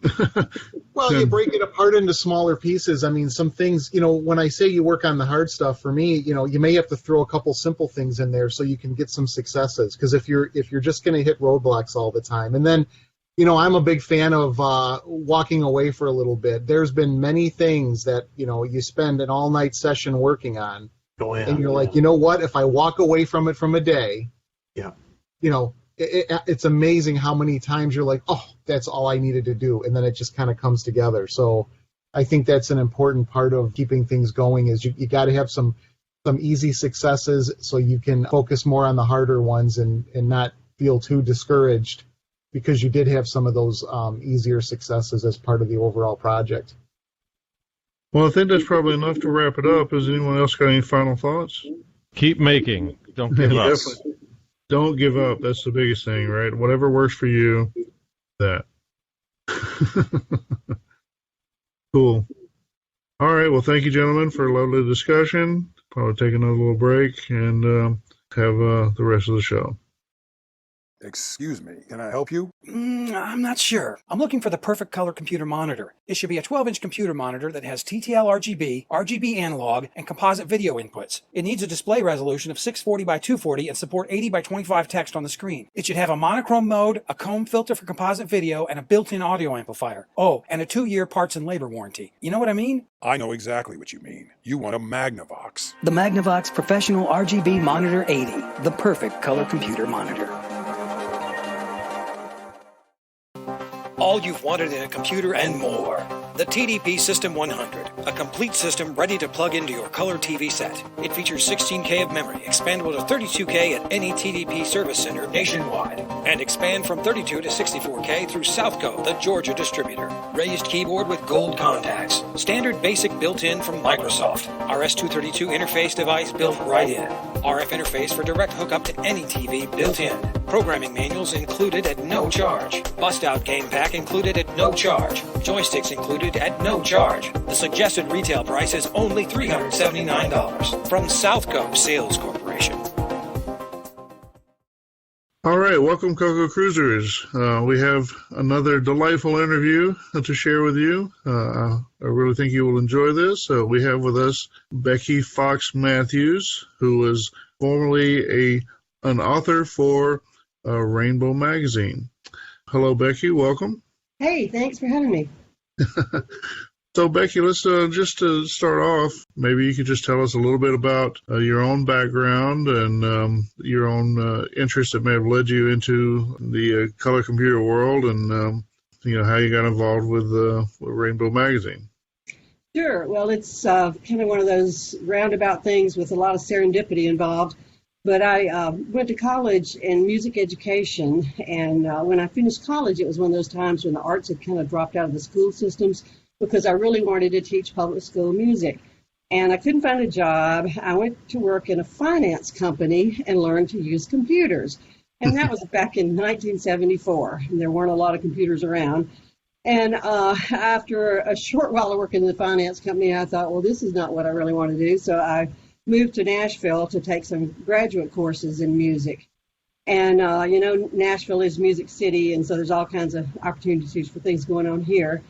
In 1978, I married Dave Matthews. No, not that one. And that's how he used to always he used to sign off on his emails. No, not that one. But he was a musician. He had actually moved to Nashville to do music for a living. And we got together and first had a garage band called Lunar Patrol. We played moon rock. And then he was really into computers and electronics at that time. He was really deep into both of those things, and I was just kind of watching him play with these things and thinking, oh, that looks kind of interesting. But when I saw the first CoCo in a Radio Shack, because we were always going to Radio Shack for something, and when I first saw the CoCo and saw it had commands like color and sound and print, I thought, okay, it's time for me to get into computers. So that was when I got my first CoCo. Yeah, so I just, was intrigued with learning to program, and the BASIC was so easy to pick up, and it was a well-written manual. And so I just kind of taught myself using the manual, and I had an education background, and I started just doing all these fun things with graphics and music with the computer, and thought, well, I could probably make a little money for this, and I started submitting some things to Rainbow Magazine. And along the same time, we were doing, first we did a top 40 band with some friends of ours and actually toured around the country for a couple of years doing that. Along the same time, we started writing our own original music, so I thought, well, it'd be fun to develop some graphics to go along with our original music. So we were writing songs, science fiction type songs, and I was programming graphics like cartoon-like things on the color computers to go with that. And that's some of the things I was submitting to Rainbow. So several of the things that I submitted, not the Tannenbaum was a Christmas tree decorating program like a get and put, where you got to get and put different little ornaments and decorate the tree. But a lot of the other things I submitted were graphics that I had actually done to go with our musical show. So we really were doing some crazy stuff. My husband, when we started developing our own original music, we had 3 CoCos we were using in a live show. It was written up in one of the articles in that, I forget which issue it was, but I think it was the last issue of Rainbow that came with a cassette tape, because we actually had the graphics from one of our songs, and immediately after when you started running the program, it would then start the cassette player, and Rainbow had permission for first publishing rights for our song, and it actually played our song. And so that was kind of crazy. But my husband, being a real electronics geek, he had used a gray CoCo with color fourth, and that was controlling a drum machine and a smoke machine and lights. And this was all pre-MIDI, of course. He had, done all the machine interface himself. And then we had a CoCo 2 that I was using for just basic, and later on using one of the paint programs to put images up on the screen, on a big screen TV that was back behind us. And then we had a third CoCo, a CoCo 2 running color fourth, that was running it was about a 2 foot wide, 3 feet tall robot face that had lights and voice, and it would talk and sing. And we actually told the people that were watching us do this crazy show that he was the boss of the band. So Wow. That is amazing. Yeah, and there's a like a graphic image of one of the pictures of us with the robot face in between us in that same Rainbow issue. And let's see if I reach over here in my stack of rainbows. Becky, you're my new hero. That's amazing. That is amazing. Yeah, I think I remember that article in those pictures. Yeah, 1986, and it was I Want My CoCo TV. What month was that? June of 1986. I'll have to check that out. If you need me to send you one. But yeah, we had a lot of fun with it, and we actually performed several places. We performed this crazy show in the famous Bluebird Cafe in Nashville, and 2 more clubs that are miraculously still around, Springwater and the Sutler. And we did it for a bunch of teenagers who were ice skating at the ice skating rink one time, and that was probably the most fun performance we did. So Wow. That's what we were doing, and how I got to submit articles for Rainbows. I had the education background, so I knew how to teach. So I would take something I had written and use it to teach some concepts, to people who were reading the magazine. From there, we got into the Amiga. When the Amigas came out, the Commodore Amigas, we got into those. And about the same time, I started teaching computers to kids at the Adventure Science Center. It was in the Cumberland Science Museum in Nashville. And when I went in to start teaching these summer computer camps, I might have, oh Lord, I can't even remember what the models were. I know there was like one Apple IIc, one Apple IIe, and there was some IBM something, kind of comparable, whatever people were giving up. They were tired of having this computer sit on their desk in their home, and they donated it to the Science Center. So we had this weird variety of computers that I was teaching kids something like Logo, teaching them just some really basically how to use a computer and how to do a little very, very simple programming on a computer. And then shortly after that, we started getting some Amigas. We got some Amigas donated from Commodore to the Science Center, and eventually we had an Amiga computer lab complete with synthesizers and MIDI and full-blown. We're doing some really good stuff with that. And I was with the Science Center for 25 years. When I retired 4 years ago, now I'm back teaching computers to kids again. Kind of a serendipitous journey. I want to go back to this music thing because I'm pretty fascinated by it. I'm sure you saw the movie Revenge of the Nerds, right, where they used the CoCo 2 on stage? No. I was thinking that too. I have not seen that. I'm not a big moviegoer.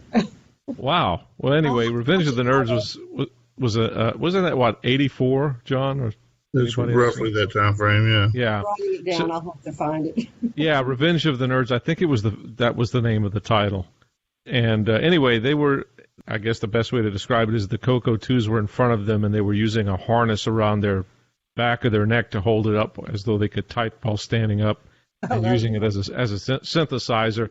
Yeah. But you guys were playing music on the stage, and the CoCos were off to the side running all these other things. Well, no, they were right simultaneously? there with us. They were right there with us because we were pushing buttons on them. Basically, my husband was pushing buttons on the CoCo running forth that was really synchronizing everything else. So he had the whole stack of CoCos over there. But they were wired up to the drum machine and to some big lights and a smoke machine and the robot face. Everything was wired together. And a big screen TV that we got from Sears. Wow. Yeah, so it was pretty crazy, and we just, we had fun with it. I mean, and there are videos out there, and I wish, because lately I was trying to recover some things from VCR tapes, and we at one time, we could have run the video and recorded the video coming from the CoCo for the graphics, but all the videos we have are a shot of us with the TV in the back running the graphics, so you can't quite see the detail of what's going on the screen, but you get some of the gist of it, and you can see some of the details. But there were some words and things that you can't quite read from what comes on the video, and those I am maybe proud to say are on YouTube. Really? So they are on YouTube under a channel name? So if you search YouTube for either Becky Fox Matthews, and that's Matthews with 2 T's and an S on the end, or the name of our group at the time was Adobe Pagoda.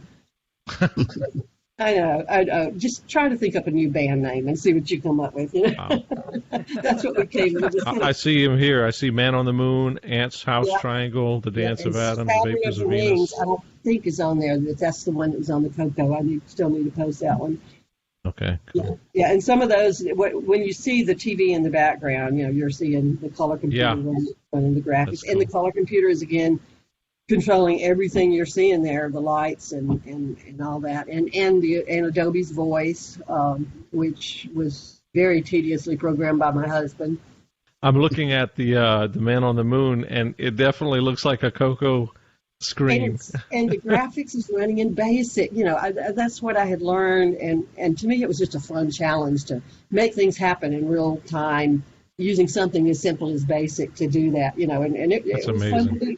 Yeah, so, I would time some things out, and then he would send triggers for other things so that the chorus would start at the right place, and each song would start at the right place, and it was just a lot of fun.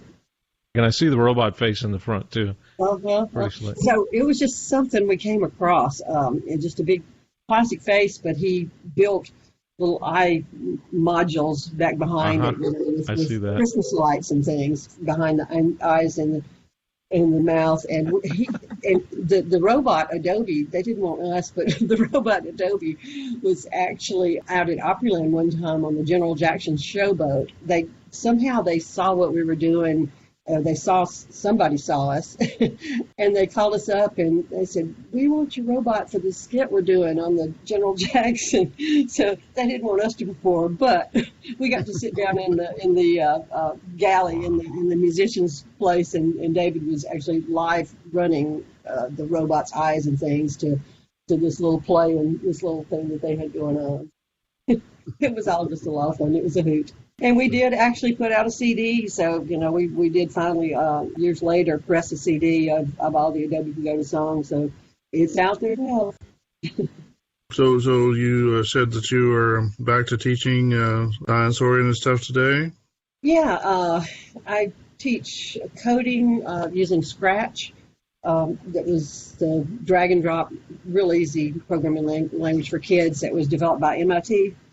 We actually also sometimes use the Makey, use hardware, and we do some maker camps as well, where we're teaching kids to use LEDs and batteries and just all kinds of simple electronics that they can use and motors and batteries and things to make gadgets and such. So, and that is under a group called, it's actually just 2 people, me and another ex-Science Center educator, and our business is called Kids Create Code.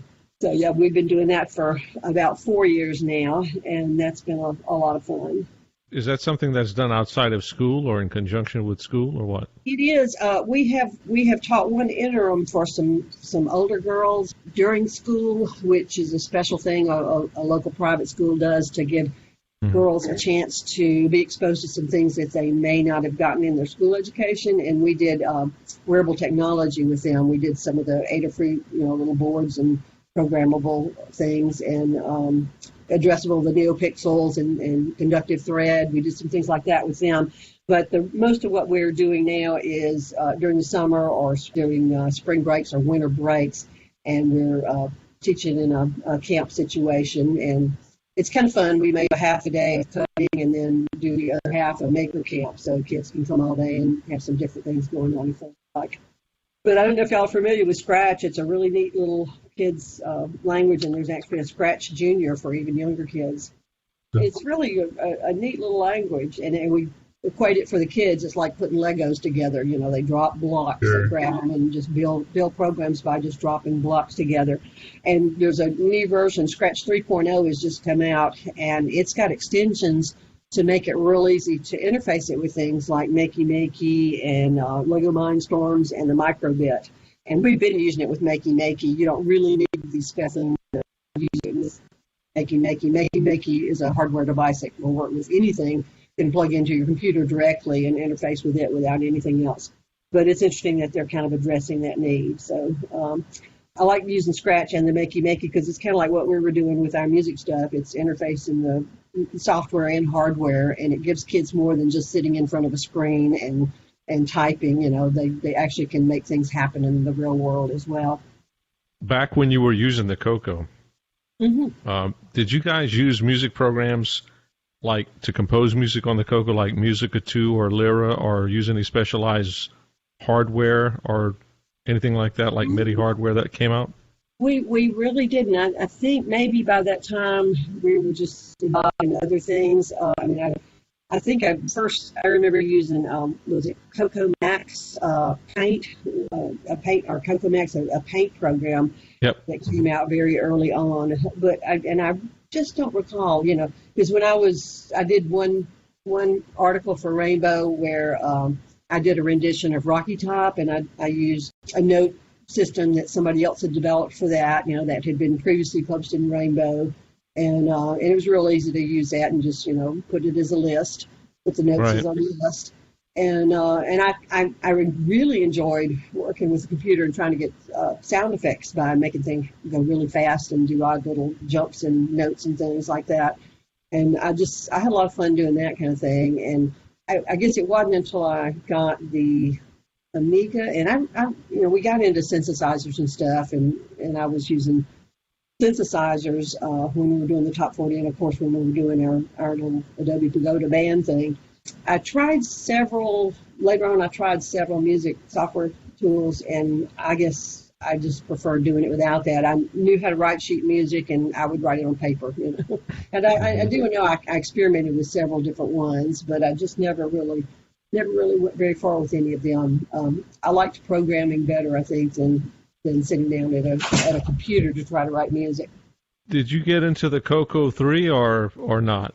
Yeah, we did. Okay. We had just about every model that came out.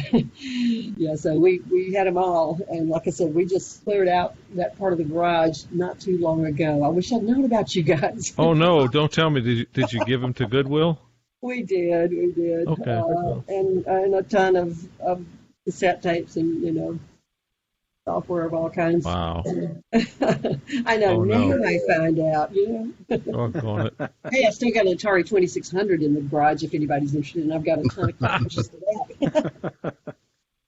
I dropped a link in there to lostfrogrecords.com.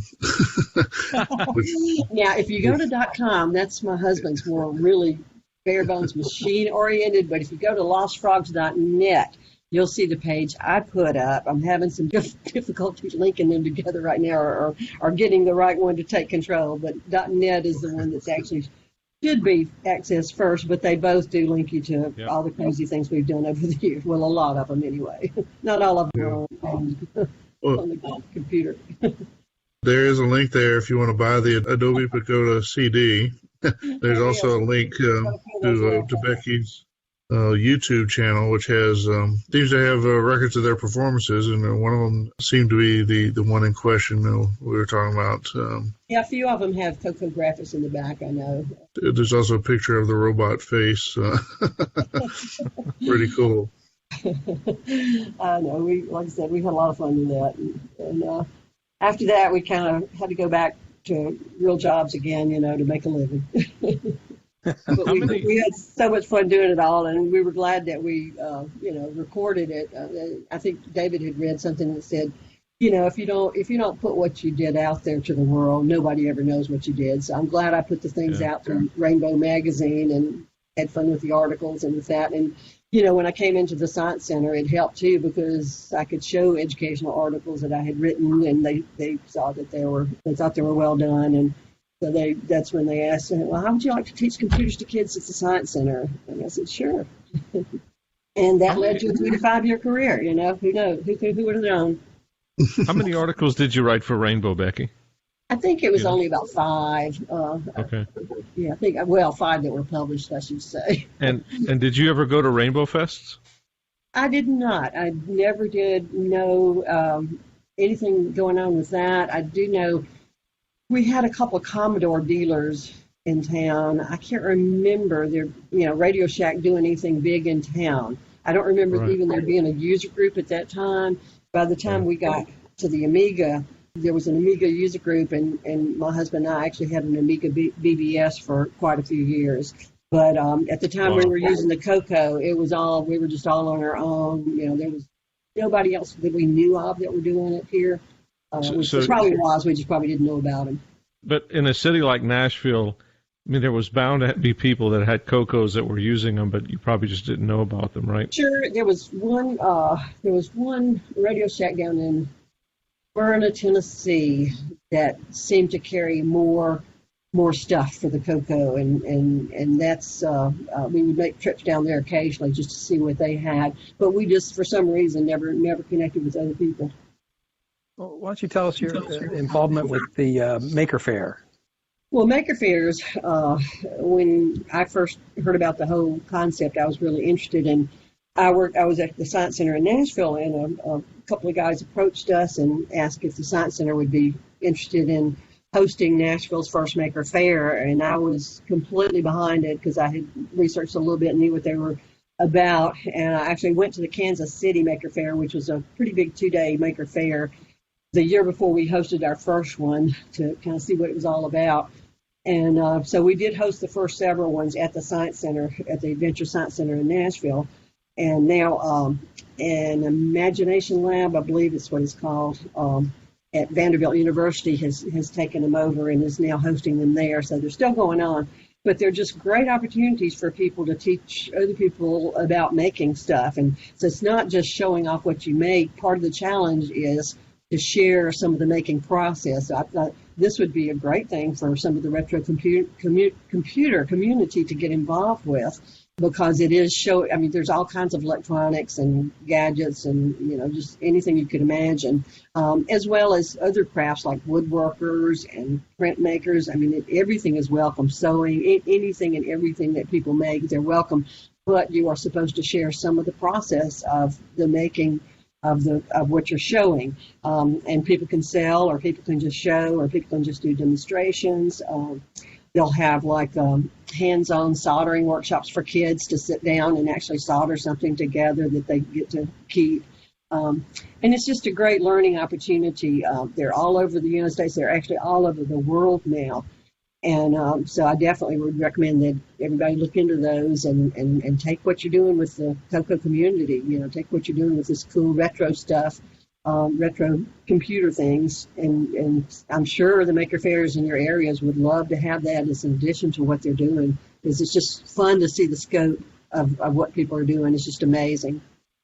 This is Ron. I love to hear your involvement with the kids in this type of teaching. So my question for you is, how have the parents been with this? I imagine they're very supportive, but I'm also interested to hear if any of the parents have come forward and even mentioned some of maybe their background, if any of them have anything with computers or retro equipment or anything like that.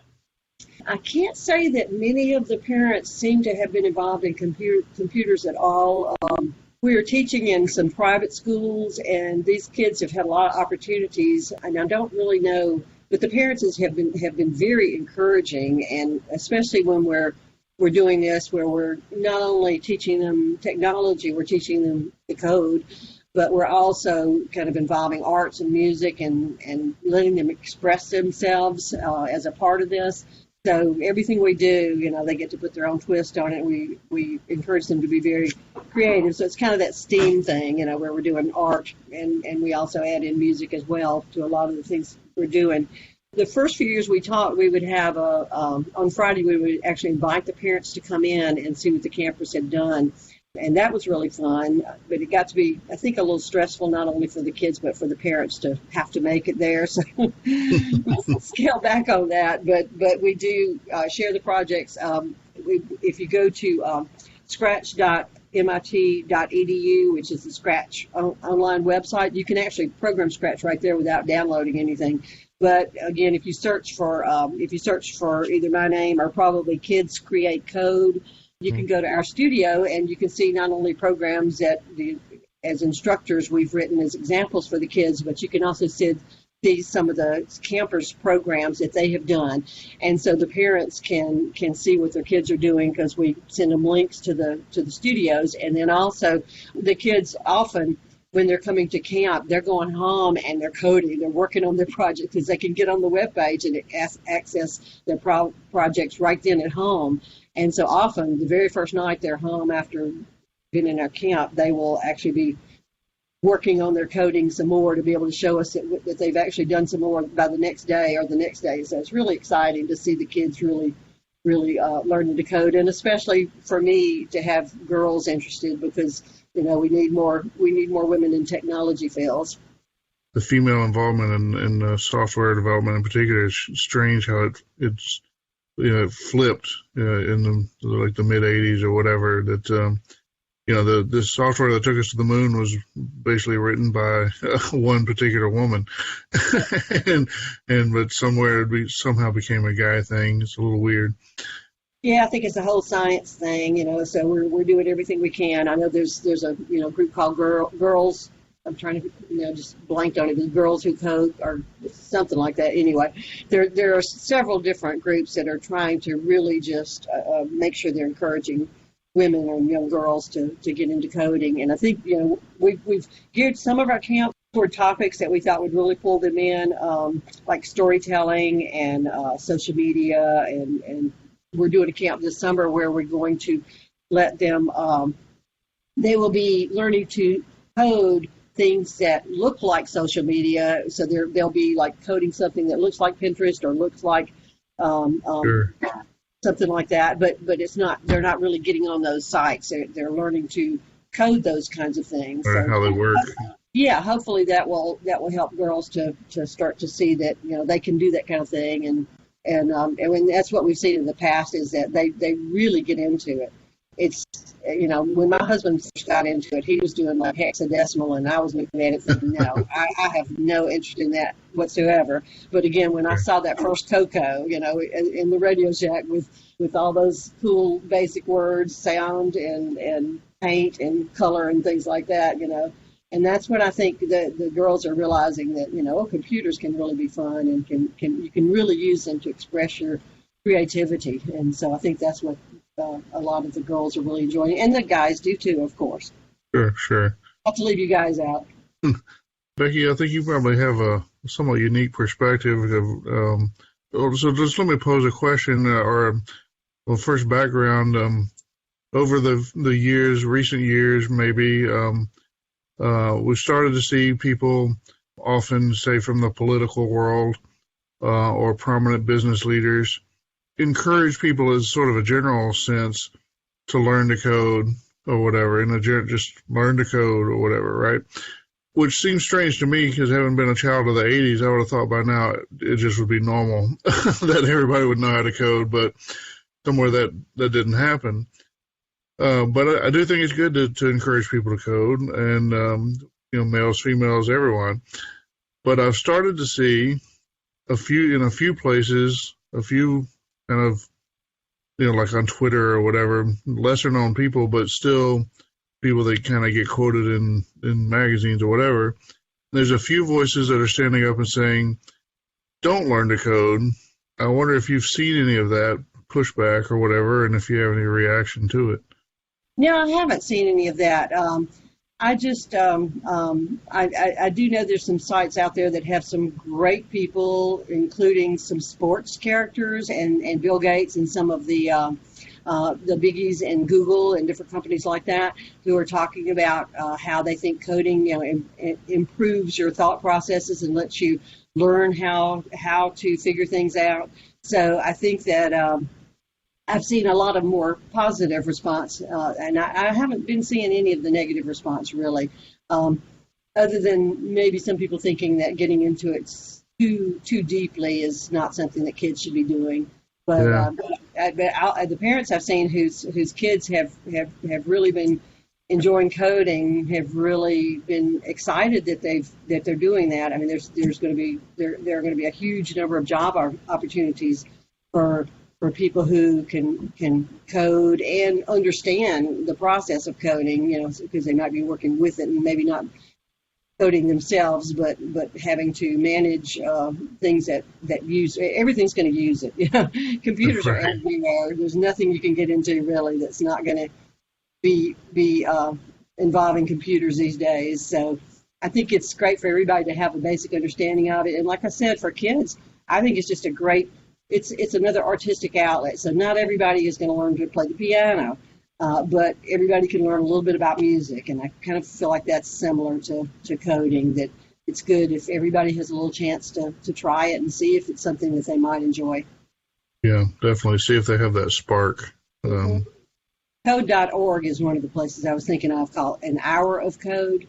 If you haven't seen that, those have some real encouraging videos that you can share with kids and with adults that just talk about the opportunities. And of course, the kids love seeing some of the cool work environments that coders have in some of these top companies. So, with the ping pong tables and free food, and they're always tickled to see that. But I think they just really once they give coding a chance, it's really something that a lot of kids find very enjoyable.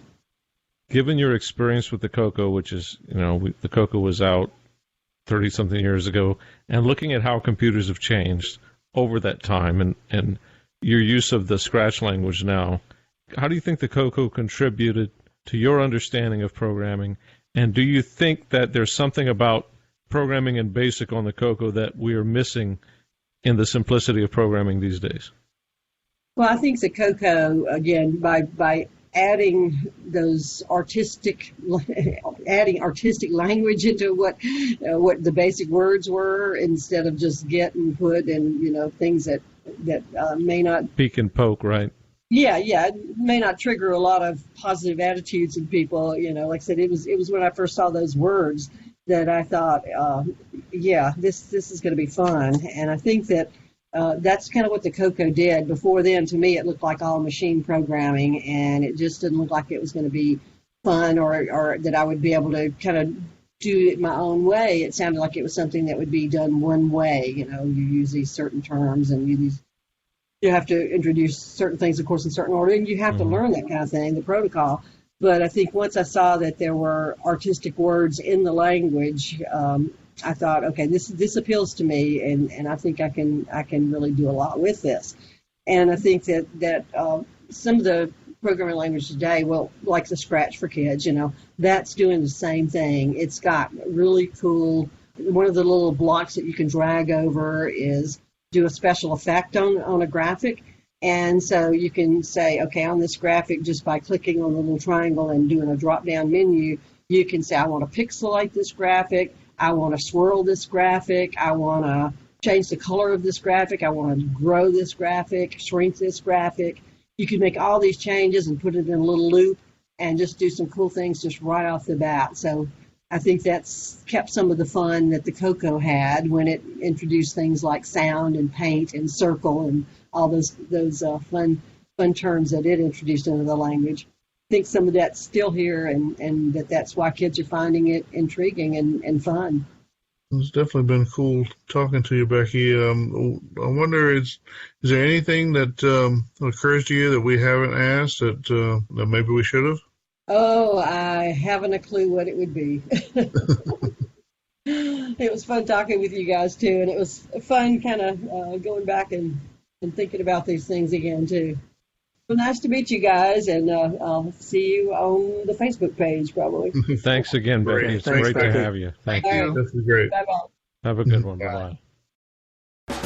Since 1994, Cloud9 has made cool stuff for your color computer. Now Cloud9 is proud to announce the 2 MB Triad Plus memory expansion board. The Triad Plus works in 2 ways. Purchase just the Triad Plus board to expand your Color Computer 3 from 128K to 512K of RAM. Or add the new Protector Plus MMU to access the full 2 megabytes of static RAM aboard the Triad Plus. And the Protector Plus MMU utilizes full buffering to protect your CPU. Unlike previous 2 megabyte memory expansions for the CoCo 3, the Triad Plus operates seamlessly without the need for special patches, configuration, or workarounds. Games like Donkey Kong Remix and Sierra Adventure games simply work without hassle. And the Triad Plus will reduce your CoCo's power consumption and heat generation. The Triad Plus and Protector Plus MMU, only from the innovative engineering of Cloud9. Cool stuff for your color computer. Visit cloud9tech.com for details. What a gorgeous night. Harvey, I called the exterminator for you. Exterminator? Yeah, I heard you telling your friends that your TRS-80 has mice. Mice? No. I was talking about the Mize, the M1 SE from Bartlett Labs. So there's no mice? No, it's the Model 1 system expander. It adds all kinds of great new capabilities to your TRS-80. That's a relief. It lets you connect an SVGA monitor, Ethernet, a joystick. All my programs can fit on a compact flash drive. I'll call and cancel the exterminator. Hold on a second, Madge. Don't cancel. I think we might have owls. The Model 1 system expander from Bartlett Labs. Get more information at bartlettlabs.com. Welcome, CoCo Cruisers. This is John, and if you are at all a regular listener to this podcast, then I'm sure what you expect at this time of the show to be a tech segment. I've often commented that it can be a little difficult to think of worthwhile tech segments, and I hope I've usually done so, but I do admit a few of them have been not exactly terrible, but maybe a little bit phoned in, or maybe the topics weren't super in-depth or whatever. Got a couple of ribbings about last month's XXD topic, which I think is a cool tool, but I don't know, maybe it's not widely applicable. Anyway, point being, thinking of these tech segment ideas can be difficult, to come up with something that's interesting enough to talk about and accessible enough that I can prepare the talk, or at least somewhat wing it or whatever. I know some people enjoy these talks. I think some people skip them. That's fine. Here we are, episode 48. We've been doing this for 4 years. I think may have missed one or two of these talks. At least one was a guest talk from I think Tim Lynn there. May have missed another one, I'm not sure. Sometimes these can be a chore, shall we say. I think we're going to sort of demote this segment from being a regular segment every month to being more of a feature segment. And so they're not going away. They'll still be tech segments. Hopefully they'll still be quite often, but what I want is for them to be more inspired, shall we say. Tech segments when there's something really to talk about, and not just because, it's that time of the month to make another part of the show or whatever. If it really bothers you, please do send some feedback, or if you've enjoyed the tech segments and want to see them keep coming, I'd love to see some feedback to that effect as well. So, just wanted you to be prepared. Next month, there may or may not be a tech segment, and the month after that as well, so on and so on. Obviously, we do have a tech segment this month, so what are we talking about? As you know, it's kind of an ongoing thing. CoCo has a cousin, or little brother, or whatever, called the MC10. I'm not sure what any of the microcomputer 10, I don't know what the 10 comes from. Anyway, it's a microcolor computer. It's a little box, similar in some ways. It runs a version of Color Basic. It uses the same video chip as the CoCo, So it has a very familiar feel to it, but it does use a different processor.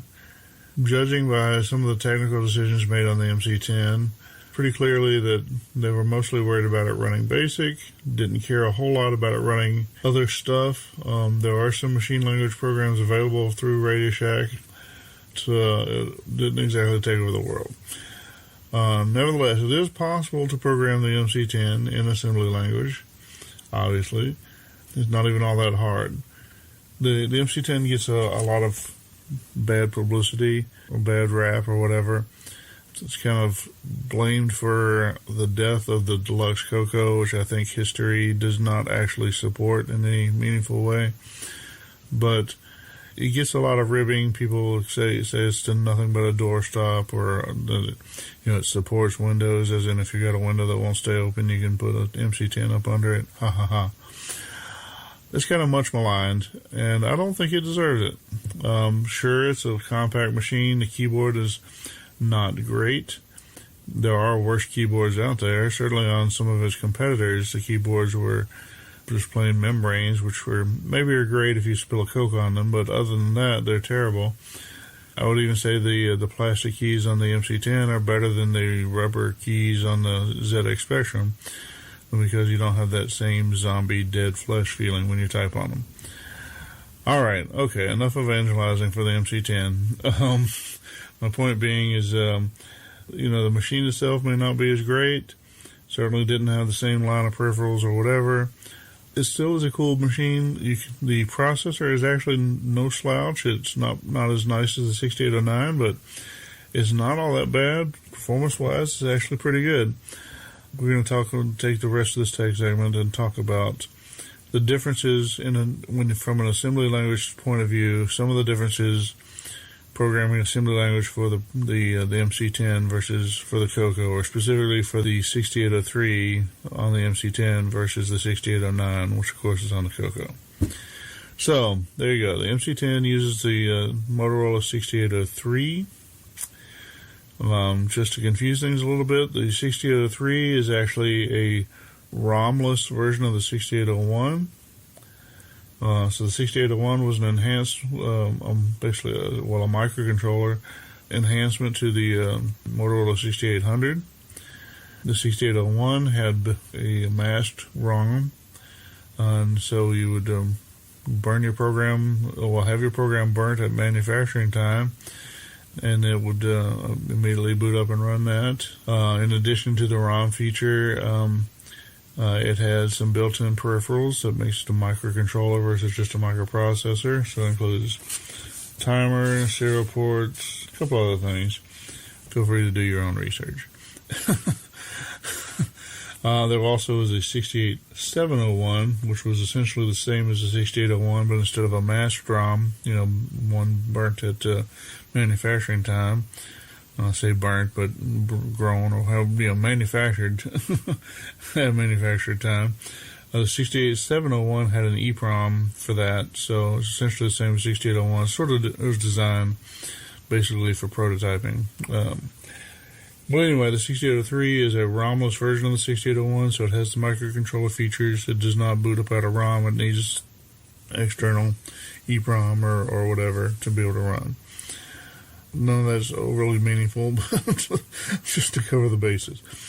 The processor architecture for the 6801 is derived from the older Motorola 6800, which of course the 6809 was also derived from the older 6800. But whereas the 6809 went with a fallback to a source code compatibility where, at least there's some instruction or two that you can replace for any missing instructions, any 6800 instructions that aren't on the 6809. The 6801 is actually 100% backwards binary compatible, which means if you have a binary that runs on the 6800, at least that set of instructions will run without change on the 6801. Now, the only caveat there might be there's a little bit of a dressing difference there. On the 6800, you've got the 0 page, which is a way to have some faster access to 256 bytes of RAM. Some of those the first 32 zero-page addresses on the 6801 are dedicated to the onboard registers for controlling the onboard peripherals. So if you have a 6800 instruction that uses those 32 bytes for its internal programming uses, they conflict with the registers on the 6801, then that won't necessarily work correctly. So, a little bit of grain of salt, but otherwise the 6801 is 100% backward binary compatible with the 6800. Difference worth mentioning is the top 128, so from 128 to 256 of addresses of 6801 or 6803 in this case are onboard RAM. There are some added instructions for the 6801 or 6803. There's load and stores of the D register. You can do adds on the whole D register, subtracts on the whole D register. And you can also do the ASL, D, and LSRD, so shifts across the entire D register, which, of course, D register is concatenation of A register and B register. On the 6809, you don't have the shifting for D. You have to do a broken, shift on B and then rotate into A or vice versa. So it can be handy. So it's worth knowing. In terms of differences from the 6800, the 6801 also includes a push X and pull X instructions. So that's for storing and retrieving the value of the X register on the stack. I'm not really sure how the 6800 gets around that, but I'm sure there's probably some canonical way. Well, I'm sure you probably just have to have a dedicated, probably in the 0 page, a dedicated location for storing that. I don't know, it just seems a little awkward, but hey, it's the early days. It also adds the ABX instruction, which is, literally add B to X. So if you have an offset in the B register and then want to add it to the X register, perfect instruction for that. If you're a 6809 programmer, you may be thinking, well, why do I need that? Why? We'll get to it a little later, but basically because the fancy indexing modes that the 6809 has don't exist in either the 6800 or the 6801, 6803, whatever. So it's sort of an in-between step. Also, the 6801, 6803 architecture does add a multiply instruction, hardware multiply. So that's kind of handy if you need to do much multiplication. So the 6801/6803, which is, again, this is the MC10. The MC10 is a 6803. The 6803 essentially is a 6801, so that's why I use both terms interchangeably. I guess you probably won't be able to get a 6801 these days with any new code on it. Anyway, since it was a mass ROM, you might be able to find a 68701 somewhere. So, I don't know, maybe I should say 6803. Either way, whichever one I say, that's what I mean. Okay, so the 6803, shall we say, is similar to the 6809. They even share a number of the same opcodes, which I thought was kind of interesting from looking at an assembler. I think I originally noted that when we talked about the F9 DASM disassembler. It handles both 6809 and 6800 and 6801, probably because those opcodes are identical between. So many of them are identical. Of course, there's plenty of them that are different, especially with the 6809. From an assembly programmer's point of view, the 6803 is somewhat similar to 6809 until you start peeling some stuff away. So right off the top, there's no Y register. There's an X register, but no Y register. There is no direct page register, which is not something you manipulate a lot on the 6809, but a lot of times you'll set it at least once in a program. So effectively, the 6803, the direct page value is just fixed to 0, so it's essentially a 0 page. More similar to, say, the 6502 in that case than the 6809. At least you have the advantage that, unlike the 6502, where did that come from? Well, it's hard not to mention 6502 sometimes when discussing retro computers. The 6502 not only has a frozen 0 page for its direct page style of access, it also has stack frozen to the 1 page. the 6800, 6801, all of them, at least have a 16-bit stack register, which you can move pretty much anywhere. So at least you're not frozen to 256 bytes of stack. But that's my little aside dig at the 6502 world. So you can just ignore that and move on. But again, there is no direct page register on 6803 or 6801. It is effectively a zero page. There's also no U register, so that's one of the features of the 6809. There's a second stack, there's the S stack, and of course also the U stack or user stack. There is no U on no U register on the 6803. Consequently, there's also no push U or pull U instructions. There's no point in having an instruction for accessing a register that you don't have. Notably, also, just like there's no push U or pull U, there's also no push S or pull S. Instead, you have individual instructions mapped to each of the registers. So instead of you doing a push S or you'd have a push A or push B or push X. And those are the only registers you can push on the stack. So unlike the 6809, which has a generic instruction that then has a bitmap of what you're pushing or pulling, you have to have the specific instructions for your registers. And it also means you can't pull any cool tricks like a pull S that includes the PC and then avoid the RTS instruction.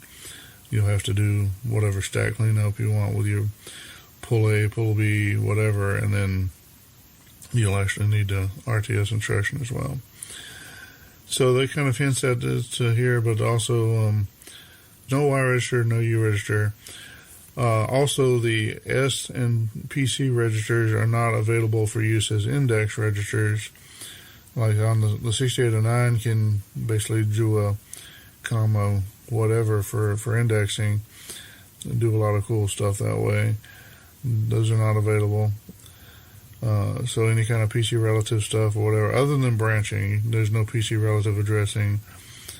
So if you want to do anything like that, you have to get fancy and end up manipulating the X register. The only indexed addressing mode available on the 6801 or 6803 is one that gives you an 8-bit offset from the X register. And that's it. You can't do it off a Y register or S register or PC, anything like that. Certainly not off of U since it doesn't exist. There's no pre-increment or post-decrement. Post-pre, whichever order I've got that. I think I got that wrong. Anyway, it doesn't exist on the 6801 or 6803. So you can't do any of that handy automatic manipulation of the index register. Also, there is no automatic incrementing or decrementing. There is, of course, there is an instructions for incrementing and decrementing INX and DEX or INX index. So, if you want the address to change, you'll have to put in the instructions yourself to do it. So, also, similarly, there is no set of LEA instructions. Like I said, most of the registers that could use an LEA instruction, like Y or U or S, well, S is there, but can't be used as an index register. Y and U don't exist. And even X, there's no LEA X instruction. So all that fancy indexing just doesn't exist. Any kind of indexing that you want to do that would be fancy, you'll have to actually manipulate the X register. Like I said, you have INX index, you can load and store the X register. There's the ABX instruction. You can transfer the stack register over to the X register and vice versa, so that can be handy for doing some manipulations that are based off the stack, but you have to do all the math yourself, basically. Let's see, similar to the push and pull instructions, what was the transfer or exchange instructions on the 6809 are replaced by a set of individual instructions for each transfer. So you have TAB and TBA, so there's transfer A to B, transfer B to A, and there's TXS and TSX, so you can transfer between the X and S registers. There's TAP and TPA, which transfer the processor status word you're tempted to think maybe that's a PC, but it's not. It's more like the condition code register. So anyway, you can get those transferred back and forth with those specific instructions. And then also, sort of in the same vein, whereas the 6809 has the AND CC and OR CC instructions that can manipulate multiple bits at a time, you have clear, carry, set carry, clear interrupt, set interrupt, clear overflow, set overflow. Like I say, you can do the transfer A to P and transfer P to A if you need to do fancier manipulations, I guess. But the biggest carry away here in terms of differences with programming on the 6809, I'd say the most notable thing is just you're going to have to manipulate addresses a whole lot, and you've only got the one X register. Not even a Y register. So if you even like a copy and data, a block of data like a mem copy, it's going to be a whole lot of pushing and popping of the X register, saving it between source and destination and whatever. A whole lot of that kind of manipulation. Any kind of indexing or whatever, you have to do it manually. It gets a little ugly, but I mean, it's kind of wholesome and pure. You can wipe the sweat from your brow and feel like you've really done something. You may have to understand things a little bit better to use the 6801 or 6803. So you might think that having these extra instructions for doing all that stuff would somehow would impact their performance. And to the extent that they're truly extra, I'm sure that does impact the performance. But keep in mind that those fancy index modes weren't entirely free. I mean, you still have those operations still have to occur. You still have to move through the ALU inside the CPU or whatever.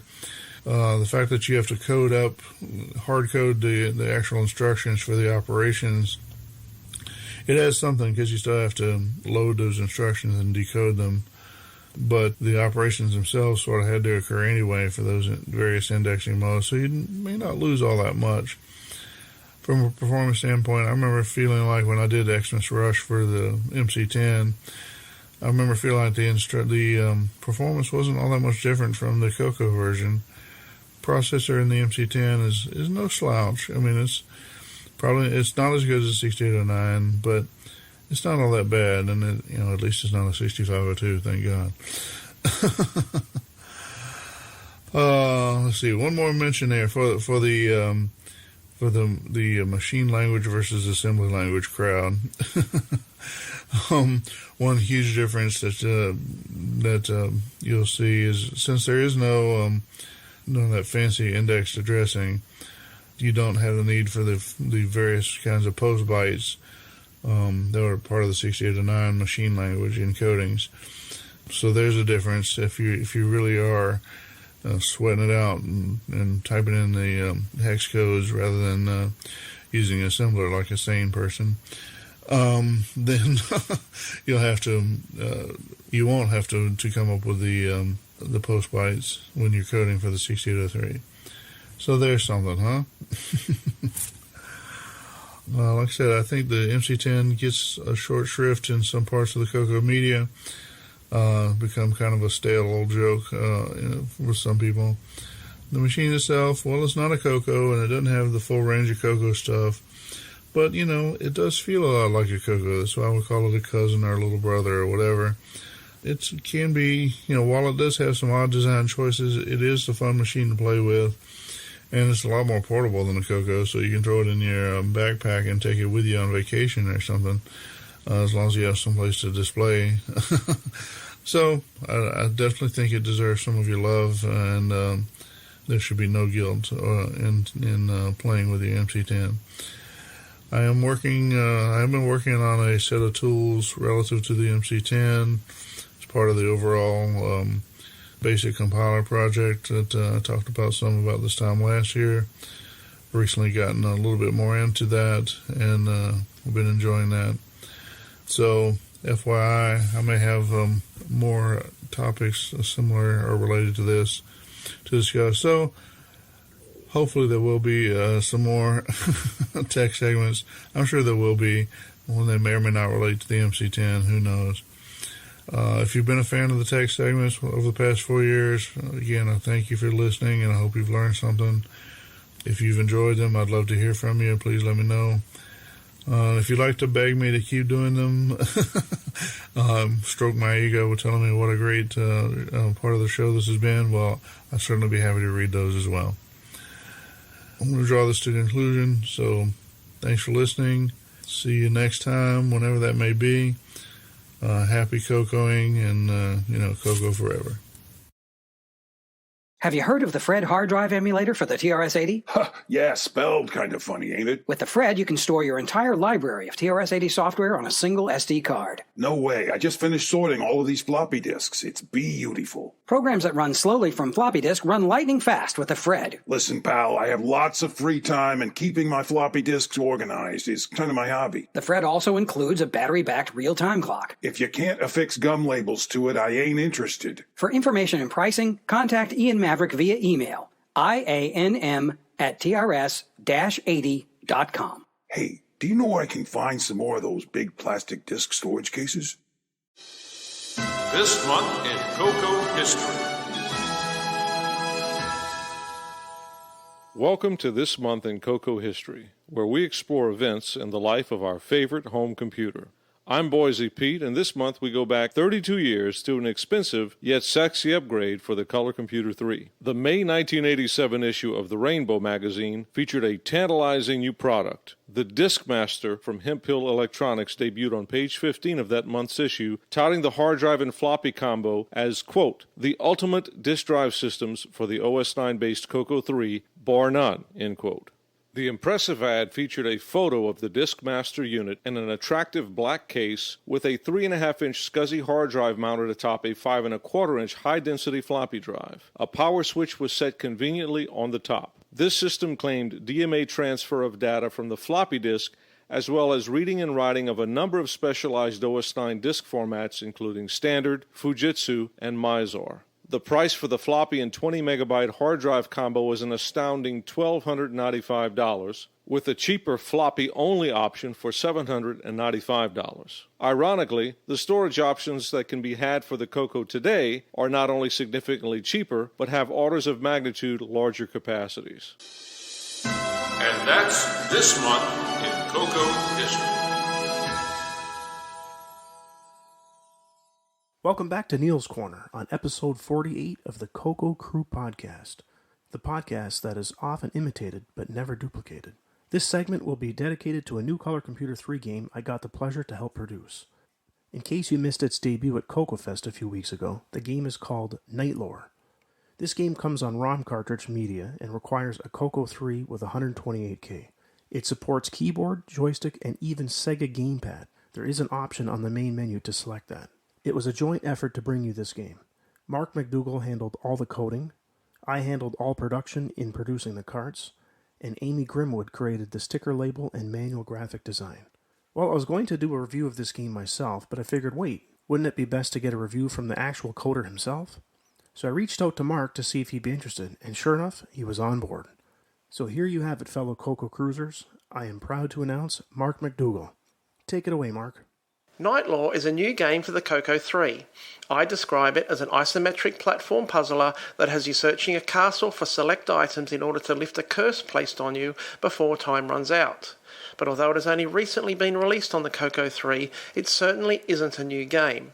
Originally released in 1984 for the ZX Spectrum microcomputer, it was written by the Stamper brothers, who went on to found the hugely successful game development company Rare, that was eventually acquired by Microsoft for some obscene amount of money, and rumoured to be even more than John or Neil's CoCo Crew salary.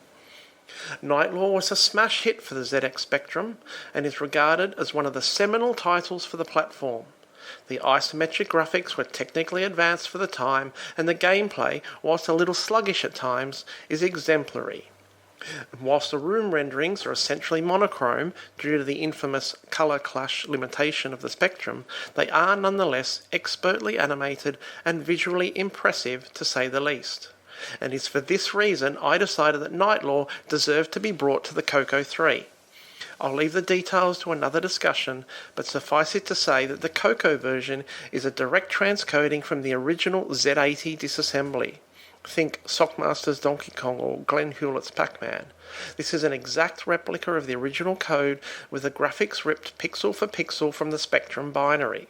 The only differences are the main menu, some palette limitations that don't affect gameplay, and the keys used to control the game. The speed of the game is very close to the original, and in fact actually suffers slightly less slowdown when things get really busy. The isometric view in Knightlaw presents a single 16 by 16 grid castle room on the display, which may have up to 4 doors in the centre of each of the north, south, east and west walls, which lead to or from adjacent rooms. The player, Saberman, walks or jumps smoothly around the castle room, interacting with inanimate objects like blocks and tables and spiky balls, and generally fatal castle inhabitants such as guards, ghosts, bouncing balls, etc. Some objects are fixed and can act as obstacles, others move by themselves or can be moved by Saberman. Saberman can also jump onto objects to reach higher points in the room. Indeed, a large part of the puzzle aspect is working out exactly how to travel from one door to another, and often whilst avoiding death. At the bottom left and right of the screen are indicators for the number of lives, objects carried, day, and time of day, the latter being represented with a scrolling sun or moon. These indicators on the Spectrum at least had a little colour, unfortunately not on the CoCo implementation, for reasons I won't go into here.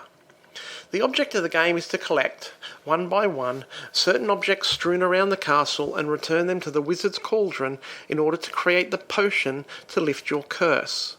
Saberman can pick up items but carry only a few items at any one time, dropping the first item picked up should he attempt to carry too many. After adding each object to the cauldron, it will reveal which object to collect next. Moving from room to room is achieved via flip-style animation, where upon leaving one room, the screen is cleared and the next room is rendered, Saberman thus appearing on the opposite side of the screen entering the room. The castle map is static and contains 128 rooms. However, each game's starting point varies randomly between a few select rooms. Far from being a limitation, though, I'd humbly suggest that winning the game within the time limit is only possible after memorising sections of the castle. Saberman has 40 days and nights to collect all the objects and complete the potion. Each night, however, Saberman transforms into Saber Wolf, which actually changes the behaviour of certain aspects of the game. No spoilers here. And in itself is key for solving certain puzzles. Days and nights pass pretty quickly, so it's certainly not a case of being able to roam idly around the castle to get your bearings or ponder puzzles for too long. Make no mistake, this is a difficult game. Aside from the none too generous time limit, expansive map and random nature of the objects, you have the customary 8-bit pixel jumps to contend with, though they're nowhere near as unforgiving as some games, as well as sometimes partially hidden objects, but overall, with a bit of practice, you won't feel the game is unjust. The puzzle aspects will keep you interested, the action aspects keep you honing your skills, and the beauty of the graphics keep you wanting to play again just to admire them. In my personal opinion, this is one of the most impressive games on any 8-bit computer, and one I therefore believe worthy of a cartridge release. Such was the success of Knightlaw that the Stamper Brothers went on to produce a further 2 titles for the Spectrum using the same engine, the next being the space-themed Alien 8, before returning to the medieval magic theme in Pentagram, where they slightly tweaked the engine to add the ability for the player to shoot. The game was also ported to a number of different platforms, some enhancing the graphics and colours, and has even seen modern remakes. Finally, of course, this is not my IP. So, why are you being asked to pay for it? The simple answer is, you are not paying for the game development. You are not paying for the IP. You are paying for the media and the preparation of that media that allows you to experience this game on the CoCo. I hope you enjoyed it as much as I did. Well, I hope you enjoyed Mark's review of Knightlaw. This game is available to purchase on ROM cartridge for your CoCo 3. It's a professional package coming complete with box and manual. I also want to announce we will be releasing a floppy disk version of this game at a reduced price. If you are interested in this game, please reach out to me. My email address is neil@cococrew.org. Thank you for listening, and until next month, happy CoCo gaming. Speed Racer from Mistron. Speed Racer is a supercar race game that puts you behind the wheel with incredible scrolling 3D graphics. It's simply the finest car race game ever written for the CoCo. Just $34.95 disc or tape, 32K required. From Mistron. Well, it's that time again. We have reached the end of episode 48. My goodness, we are already near a month into the CoCo New Year. As usual, I'd like to thank our host, John Linville, for procuring interesting news articles each month and still providing to bring us fantastic tech segments, such as this past one describing 6803 versus 6809 assembly differences. I'd also like to thank Mike Rowan for creating those awesome commercials and painstakingly editing this podcast each month. Also like to thank Boise Pete and Ron Klein for being full-time part of this podcast now. Big thanks goes out to Becky Fox Matthews for lending us some of your time to record an interview with you. Last but not least, I'd like to thank all of you who listen and support us each month. We also really like hearing from you and appreciate your feedback. Well, until next month, CoCo and Retro forever. It's a blast from the past. Please listen carefully. CoCo.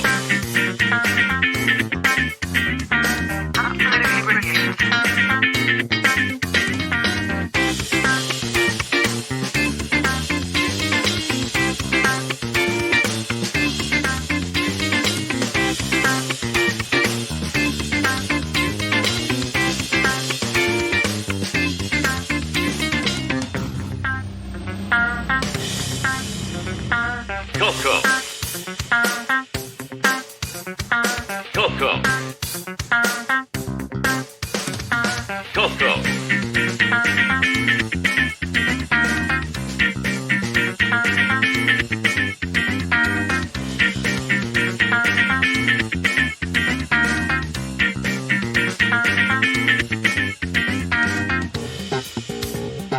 Dance like there's no tomorrow. What is this crazy rock and roll music anyway? It's a blast from the past. Dance, dance, dance. Dance, dance, dance.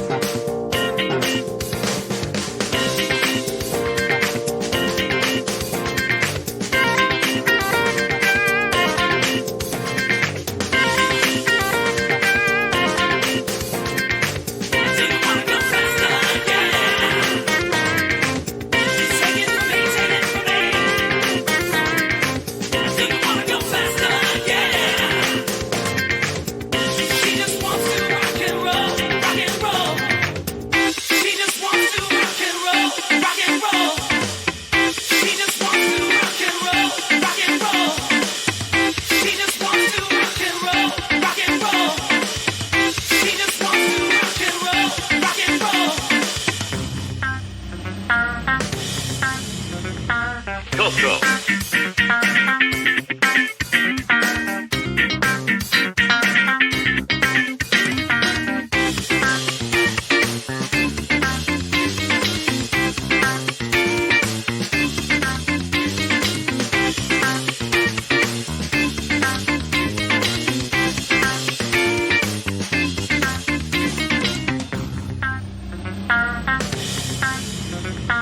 CoCo.